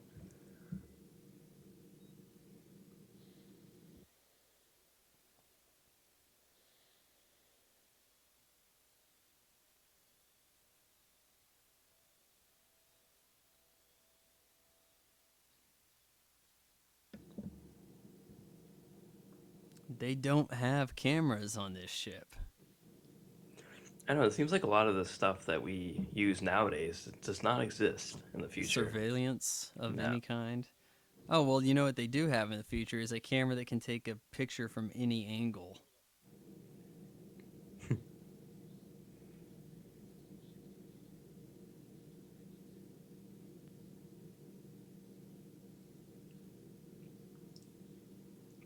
This looks too dangerous to attempt. Yeah. But it looks cool, and we have to have a lot of action because it's Star Trek. Yeah, New style. pretty similar Abrams. scene from the last movie too, With the except they're free not. fall Yeah. to Yeah. the mining apparatus. Yeah. It kind of reminds me of that Red Bull jump that guy did from space.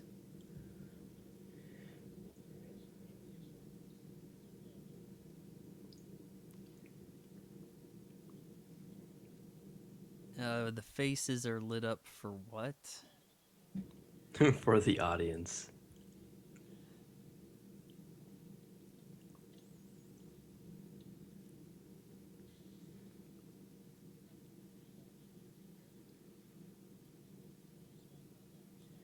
Yeah, of course, there's a debris field to make it more interesting for the audience. Yeah. It's gonna be really exciting now. All right, they're preparing for the space luge.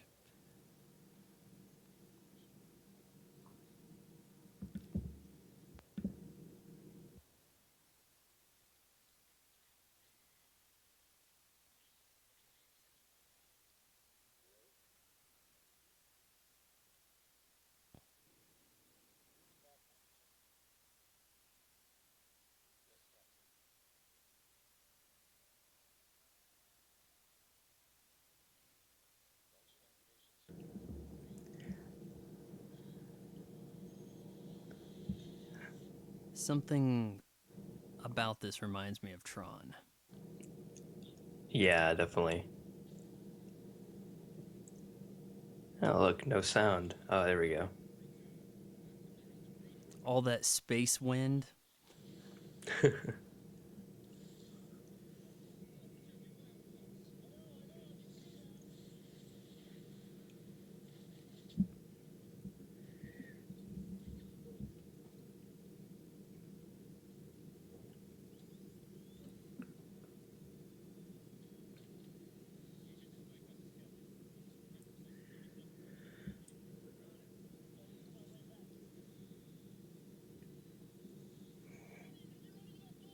Now they made a Star Trek video game. I think it might have been called like Star Trek the Game, something like that. And I think it carried on from this movie. Did you know anything about it?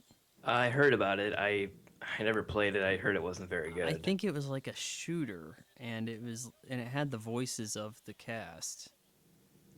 But a shooter and Star Trek, come on now. No, it's stupid.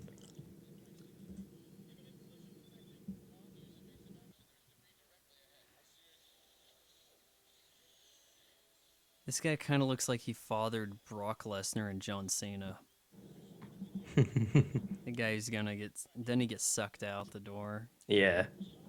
Kind of unjustly, like he could have been a dick and have shot Scotty, but no, he's kind of doing a decent amount of his job on the ship.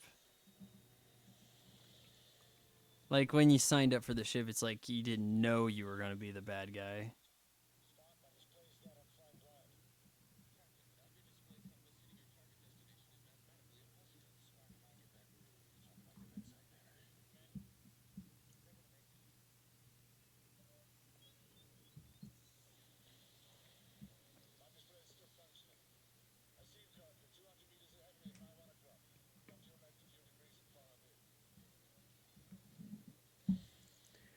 Working together, teamwork. I'm going to make him think he can trust me. Yeah.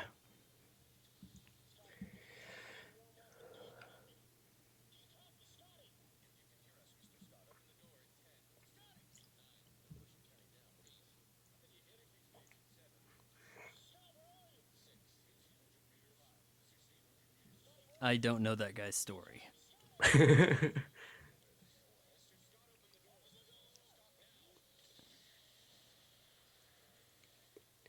I know, it's like, really, They this would guy have could have been a good slammed into that guy. guy and killed both of them. Yeah. That guy could have been a Maybe decent dude. Scotty said sorry because he was thinking he might live.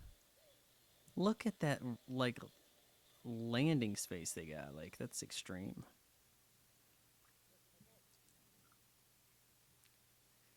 Can you imagine the bruises you would have had? I mean, even if Oh, that yeah. worked,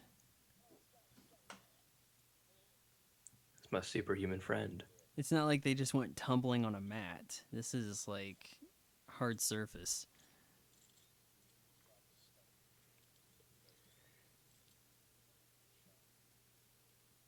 Of course it is.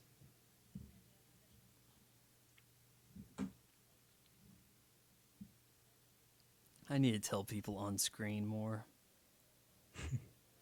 This pissed me off. It's like we put a Skype call into the original Spock Let's to FaceTime with give old Spock. us, yeah, space FaceTime with Spock, just to give us tips on the previous time they made this movie. You know, while he was at it, he should have given tips about everything else that happens too, and just saved them a bunch of time. What the hell happened to the Klingons?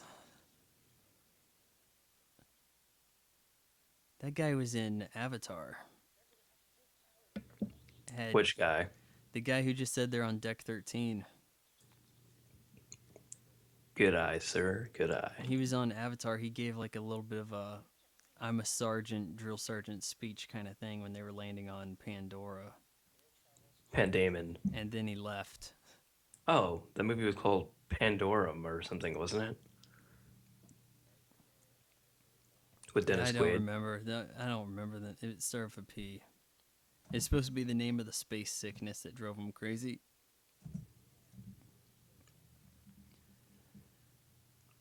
Okay, I'll let you on a secret. He said his name's Khan. Yeah, that's a big deal. Okay.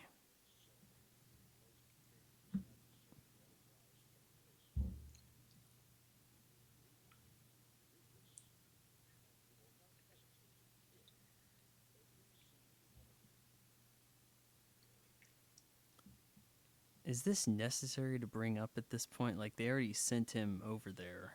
I know, it's like, you could have told us before we started trusting him a little bit. I'm glad we have original Spock on call. Yeah. It's like, what is he up to in the meantime? And Benedict if he's Cumberbatch, no muscles, extreme fighting ability.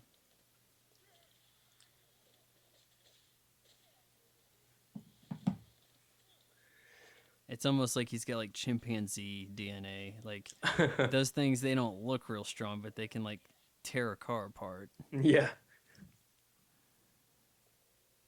He already vanished because he got Sonic the Hedgehog DNA too.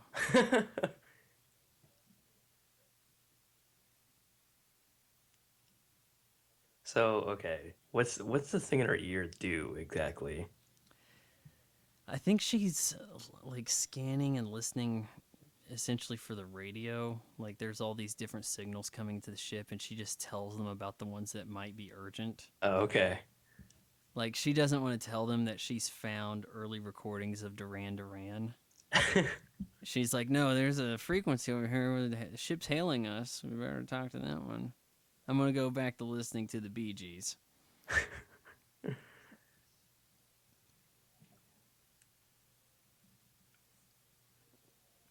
trying to remember what it looked like in the original show. It was probably bulkier than that. Kind of wonder how it stuck in her ear so well. There's so many questions. Stun, stun, stun, stun, stun, stun, stun. Pew pew pew pew pew pew pew pew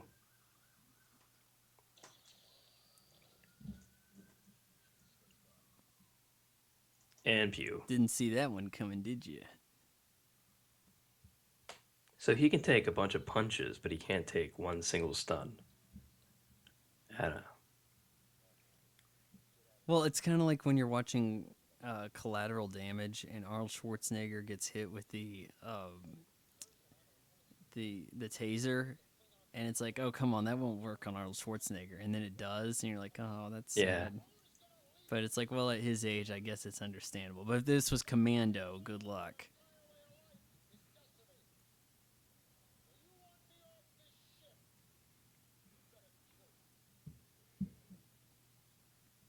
But he will,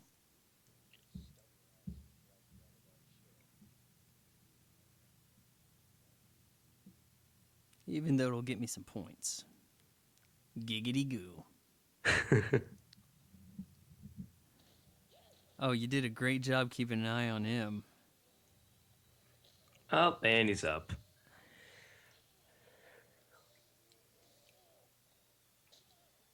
So angry.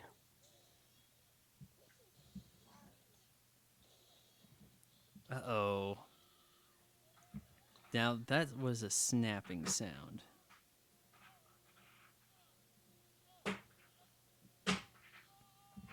Okay, he's getting his brain crushed out like it's the scene from.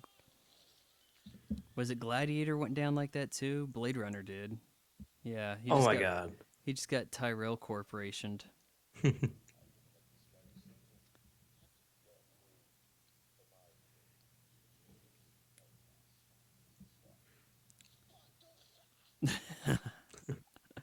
Something about that is just funny.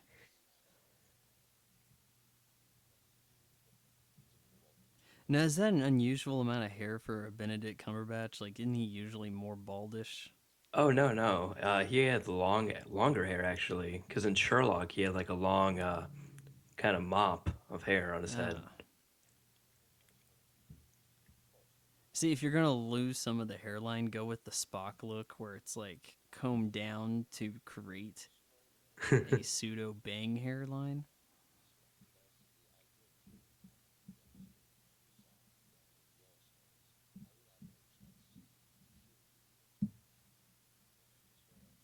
which is what I keep threatening to do. He looks like a goddamn salamander. I'm gonna tell you exactly how I'd kill your crew.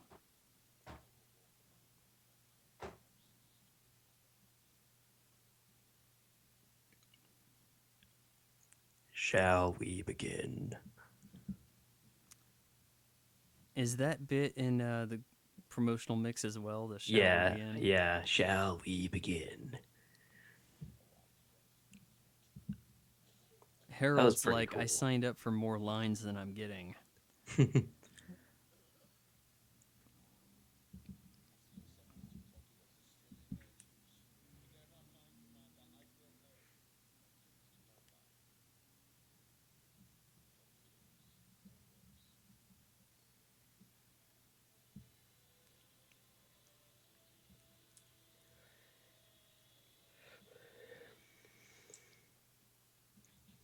Now, do you know how they do Spock's eyebrows? No. What they call it soaping eyebrows. They apply like a bar of soap over eyebrows, and you put it on thick enough, it ends up kind of clinging to it, taking a shape like skin. And then they cover up his eyebrows completely. Then they apply the fake eyebrows on in that arch. So they don't actually trim his eyebrows off. Oh. Dramatic torpedo shots. More destruction to the ship.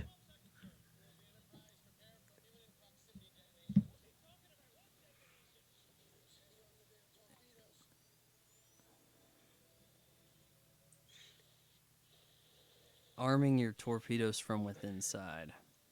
So I was test driving a Lexus NX 200T yesterday, or two Yeah, days I'm sure ago. this is related to the movie. Go ahead. It kind of is. They had this service on there called Inform, where you could actually shut off your car from your phone.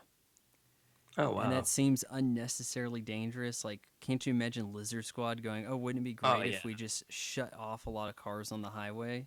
Yeah, that's a Now, little an older sketchy. car doesn't have that technology built into it to cause that kind of problem.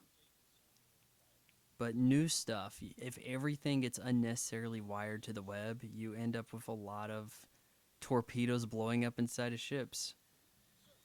Related to the movie. Exactly. Check and mate. I commend you. I commend you, sir. There's a nice rack focus there as Oh we went look, from the alien to aliens. Spock. I love Star Trek, man. The last two movies they always make a point to show you that there's aliens in the movies. Well, in the previous movie, I thought they did a better job of showing the aliens as not looking as human. In the Star Trek shows, it's like the aliens are essentially humans with a different head. Yeah. You know, eyes in the same place, mouth working the same way. But there were some kind of freaky looking creatures in the last Star Trek. Now, right there, that CGI, you could see there was a CGI belt that was on him. Then now it's actual prop, and if you looked carefully, you could kind of see how the texture changed on that. But not no big whoop. Now is that bald guy that I keep seeing? That looks just like Victor Zsasz from the Gotham TV show. The actor that plays Victor I Zsasz. have not watched that far into Gotham. Oh, okay, okay. I think I watched 6 episodes, and then I just got tired of Catwoman's posing moves. Yeah. Like she pretty much is any. She can't sit in a chair like a normal person. It just really got on my nerves. Yeah, I like the show. It has its moments that aren't too good, but I'm liking it. Not as good as Flash, but it's okay. I don't think that ships just sink like they do in combat in Star Wars. More running through the ship. In Star Trek, here we've also introduced the sinking ship.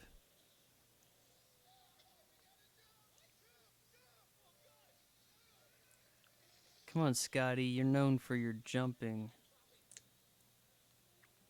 May have to look up see if that guy plays Zaz. Look at this. What this is not what the engine room should look like.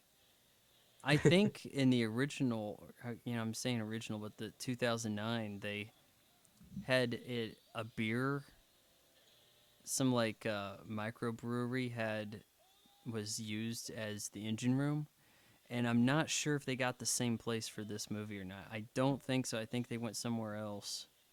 Well, they definitely show more of the engine room in this movie than the last movie. Way more. Well, remember how there was all those tubes with the liquid? I Yeah. think that had to do with the beer, how it was set Yeah. up. And And Scotty got stuck in one. Look at Scotty being a hero. Oh, it's Anton. yeah, he had Uh, to do something. yeah, he's like, I'm also in this movie. Yeah, I happened to be walking around at this point, not falling to my death. I want to see Anton Yelchin do some action scenes. I want to see him fight, which I doubt he can do, Well, but there was a film that he was in that played at my film festival called Rudderless, where he played guitar and sang and actually did all right. You might want to check that out. Has one of your rudderless. favorite actresses in it for a very brief moment, Selena Gomez. No, but I do want to see that movie.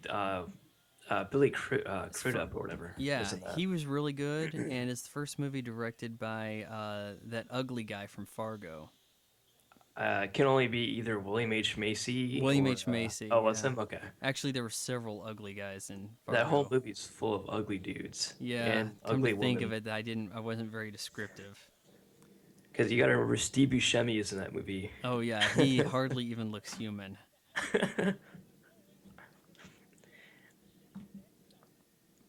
Anton Yelchin. You ever see Hearts in Atlantis? Nope. Oh man, He's I'd kind of been meaning to watch that though. pretty good movie. Pretty solid flick. It looked kind of interesting. I used to see the box all the time back when I worked in the video Yeah. store. I don't know. I mean, it's good. I like Stephen King stuff. So Yeah, me neither. I said I do though. Yeah, but I said me neither. Actually, I watched some 70s movies and I recorded a run rant on this yesterday. Not a run rant, but a jog vlog Yeah, on guys, you can check Carrie. him out. John, what is it called? Fawn Jog Vlog. Check it out, guys. Little plug. Go But ahead, Fawn. I watched Carrie and I thought it was really good. And Carrie's awesome. I'd watched several 70s movies that were recently put on Netflix and they were mostly terrible. The Carrie remake was awful. I assumed. It was awful. It's So on it's Netflix. I may, torture myself. Now look yeah. at this. Look how oddly complicated this device that people may occasionally have to walk to do some kind of maintenance. God, they did I not love. think that through. And he just walks up to it and he kicks it back in place. What are they honestly sinking from anyways? It's a sphere, some sort of atmosphere of some sort. Now Stratosphere. this is so terrible because it's like the a little bit of a role reversal, a play on the ending of Star Trek 2. Instead of Spock going in here to do the sacrifice, we have Kirk, and then it just I was face palming my way all the way through their little speech exchange as they continued ripping off and soiling the reputation of that fine film. And for my money, the best Star Treks are 2 and 4, and it's not even close. 4, of course, being where they go to like 1986 San Francisco, 86 or 87. The whales, right? Oh yeah, it's hilarious. Yeah, Yeah, I actually have that on Blu-ray, and I haven't seen it yet. I've got it on DVD. I gotta have to watch it. Okay, so him doing this though, is this happening because something that happened in the first movie? Because it's supposed to be an alternate universe or timeline or something. What do you mean? So, well, because in the first movie the timeline was changed or something. So wouldn't there be a reason why he's doing this rather than Spock? I mean, I just don't It's understand. almost like it plays with destiny Yeah, in a way that doesn't even it's not even really the same circumstance. like a butterfly effect or something. I guess it's not thought out well enough to really theorize over. Yeah, I'm not gonna ponder But it any longer. the simplest way to say it is, well, they did it like that in Star Trek 2, so can we do it? And the audience will think it's cool because it'll remind them of Star Trek 2.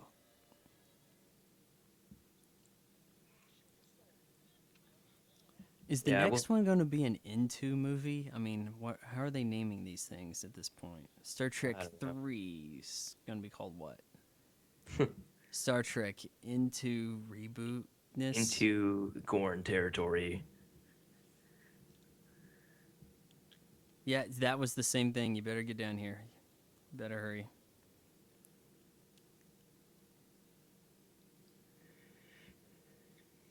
And then they completely. It's laughable because this scene is really emotional in Star Trek 2.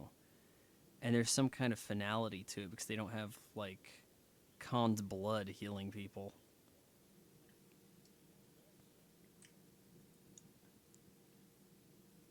Simon Pegg showing his range. I think Bones was involved in this though.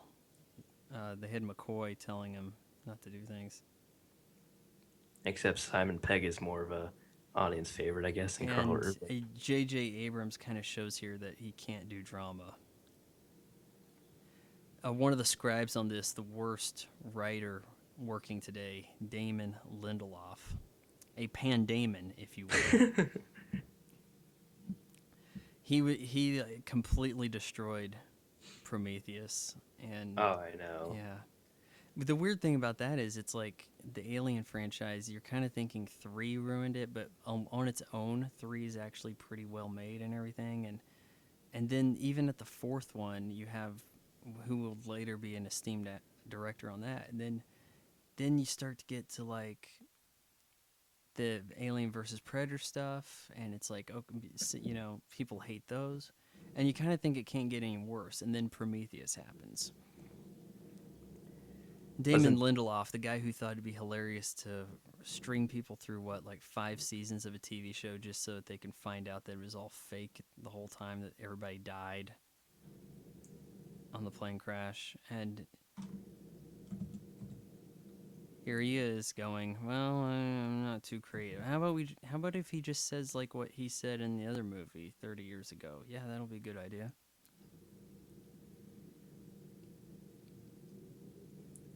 well, luckily Abrams is keeping Lindelof away from Star Wars. Last time I checked, Shoot. that's good news Don't for. don't be surprised if the writing credits suddenly expand before Oh release. God, It's going to say like 5 writers, and then or maybe on the Wikipedia page, Damon Lindelof was also called in to clean things up.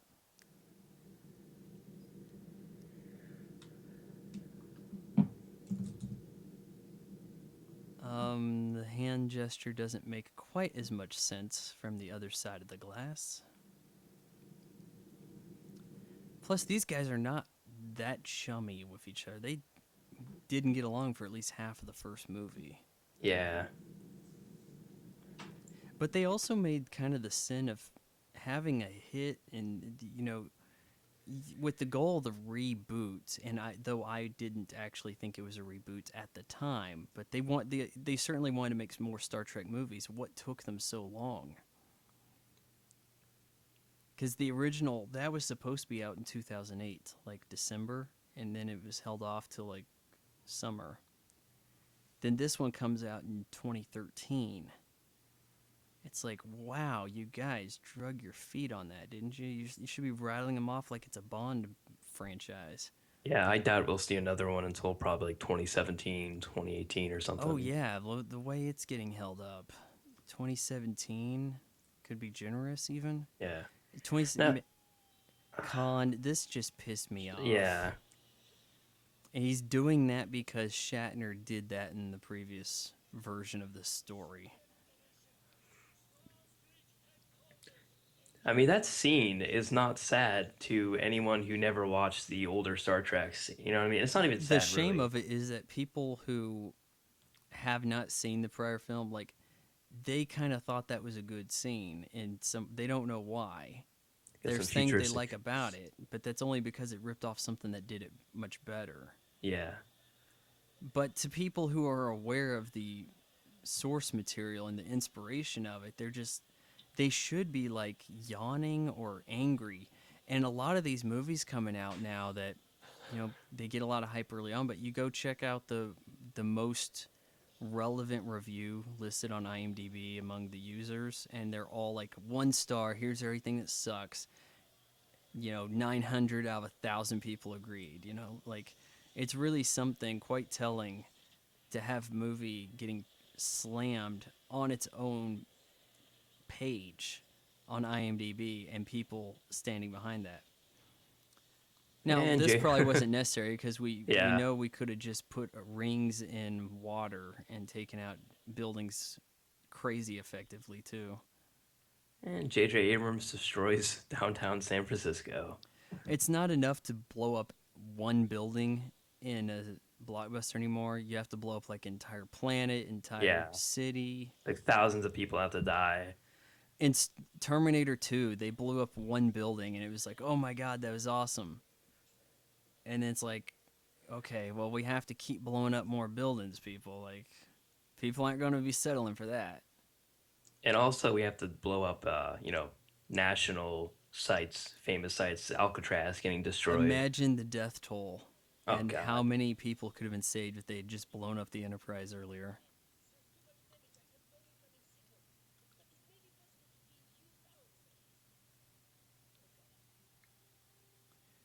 This does set up an interesting scenario. It's like, who's stronger, Spock or Khan? We never knew.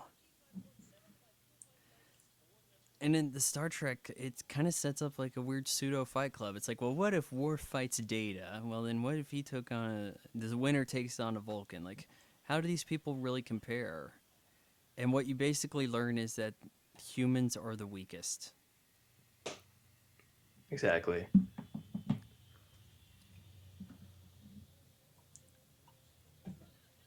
Could have maybe shot at him while he was, I don't know. Standing right there. They look to be about the same speed. Not Usain Bolt speed, but okay.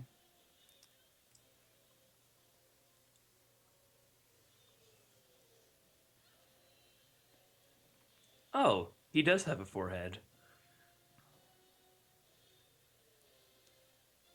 Cars have wheels. Okay. Yeah, cars have wheels, but we know that tables they move Yeah. people around it. Gurneys. Yeah, that can't have wheels on that no more. Well, you know, I was messing around with this blood earlier. I guess I kind of like injecting it into shit lately. Yeah, I really wish they explained that because to me, you can make up theories like, okay, he was acting a little superhuman, but at least give a 5 second reason because it just kind of cheaps it for me. Yeah, as soon as I sat down here, the treble comes back alive. Yeah, you're like, oh, okay, Kirk's fine. It's gonna be okay. That gives me an idea. Never see that thing's face either.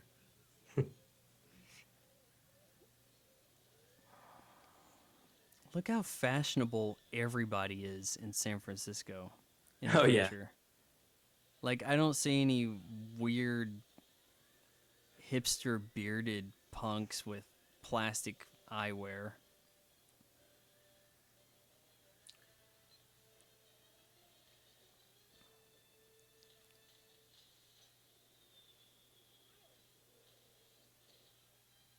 oh no.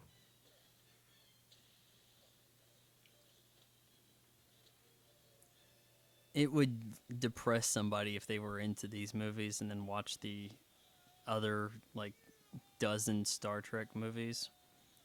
And they would just be like, wow, there's no action.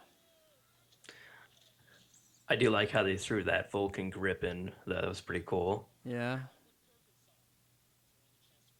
This The movie still Vulcans sucks have though. a few moves of their own, like they got the mind meld.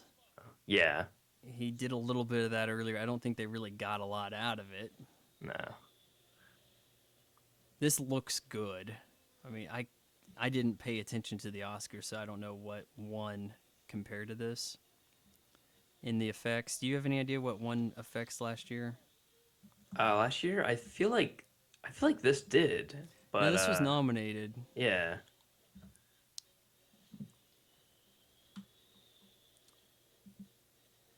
I think that the time has come and gone where amazing effects would really sell the movie for me. Maybe it's just my age, but it's like what if everything or enough stuff looks good enough, then what's so special about Oh, effects? Gravity won that. Oh, Gravity. This Yeah. looks better than Gravity. Gravity looked fine for a lot of it, but there were a lot of the renders of like her hands unnecessarily being computer and POV shots just looked awful. They looked like they came out of PlayStation 1. I mean, it has a certain unique factor to it. I think it probably got the edge for that, whereas this is a sequel.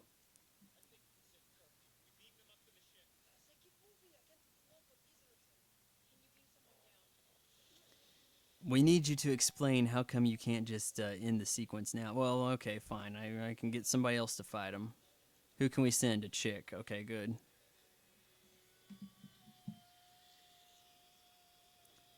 I am the translator. I'm perfectly qualified. Didn't just one shot knock him out or close Yeah. to it?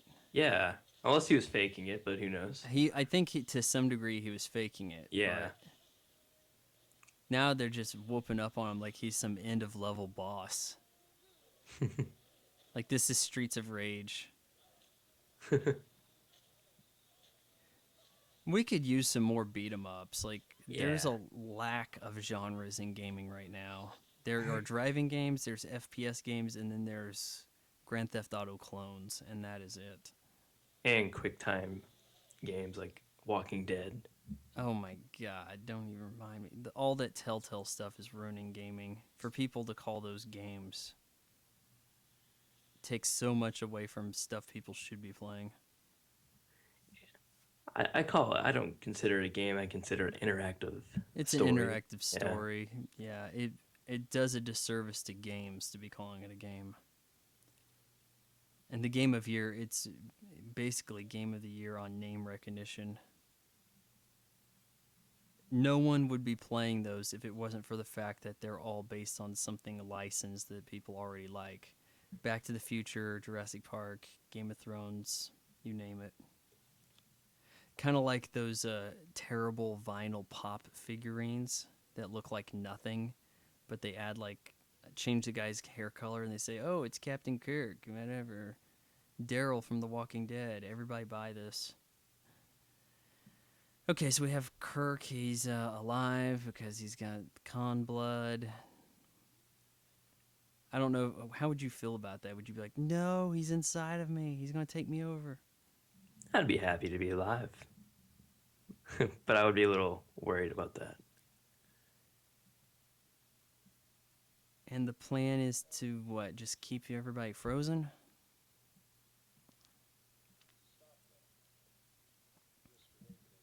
I mean, imagine if you unleash those. It seems to me that keeping them in this state just leaves them as like a ticking time bomb to be unleashed on whoever is unfortunate enough later on.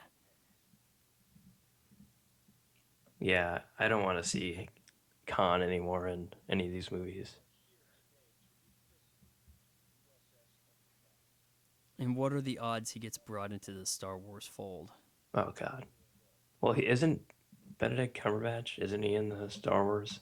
I feel like he is. I don't believe he is officially in the cast, but then again, he wasn't officially Khan here until the movie comes out.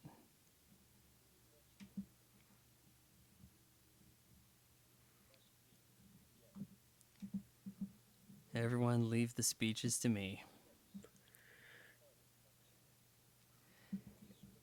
And then they begin their 5 year journey where they're seemingly going to start doing Star Trek things.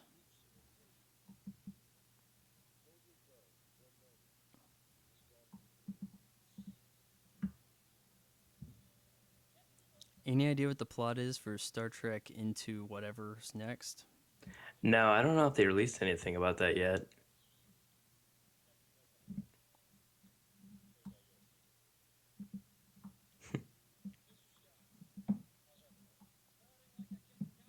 You will never be captain.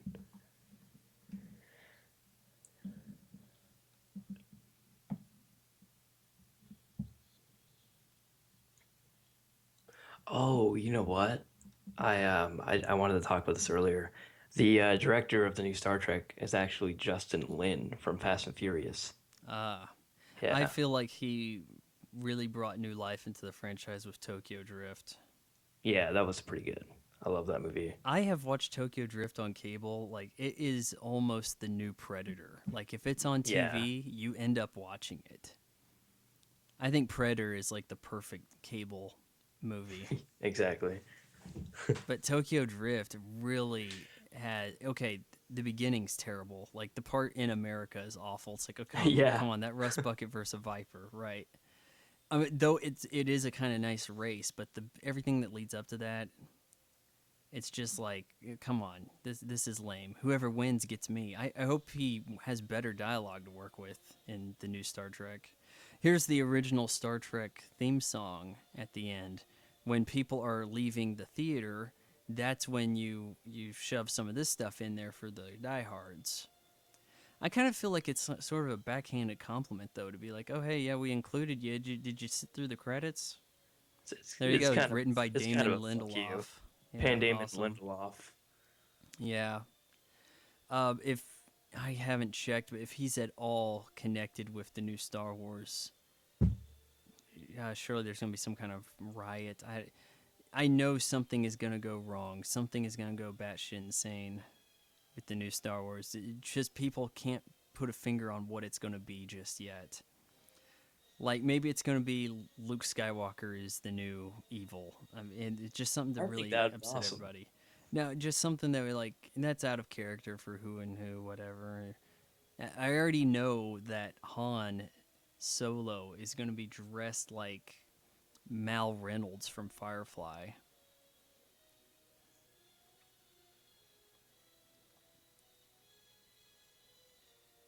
Bruce Greenwood. We were Green. we were There we go. close-ish. And Chris Pine. Chris Pine.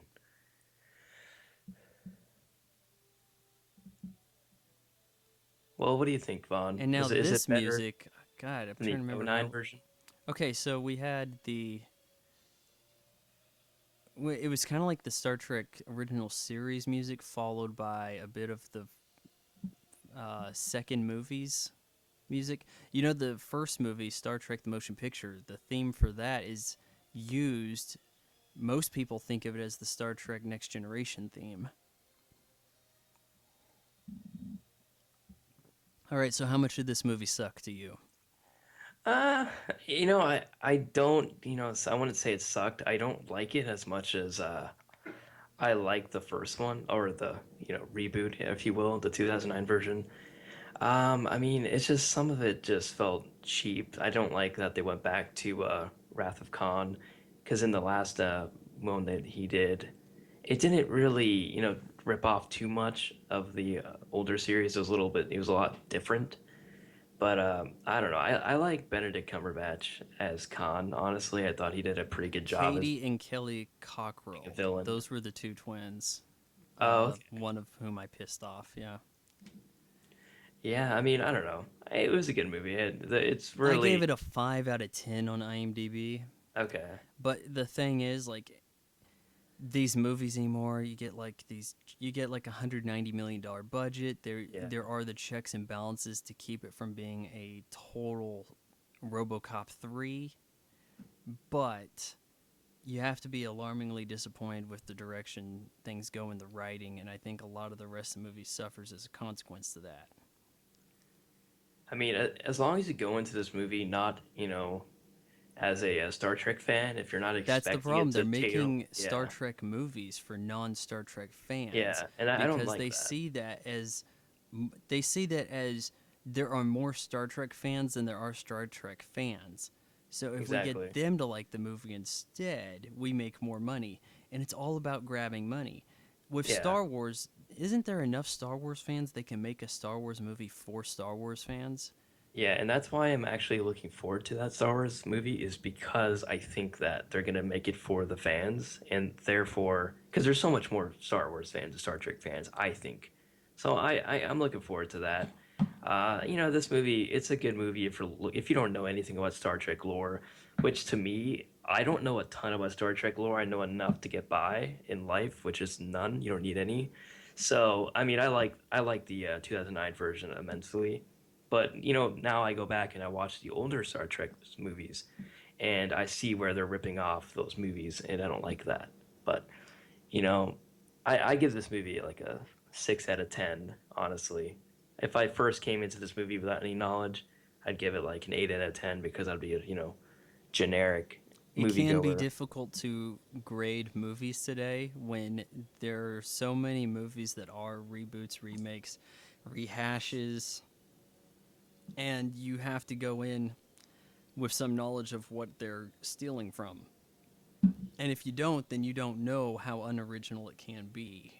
So there's a lot of caveats to actually being a critic and a lot of considerations. Somebody was asking me about video games today, getting all up in my face because they like to buy the game ahead of time along with the guide. And I'm like, you don't need the guide. The internet exists. Like, what the heck? But he's like, no, if it's a game I know I'm going to like, I go and get the guide. And I'm like, how do you know you're going to like it if you haven't played the game yet? And when I read up on it, I'm like, well, you read up on any of that stuff, it's going to give you an opinion before you have time to form your own. and ruin the story for that matter. If you watch trailers now, you can ruin the story.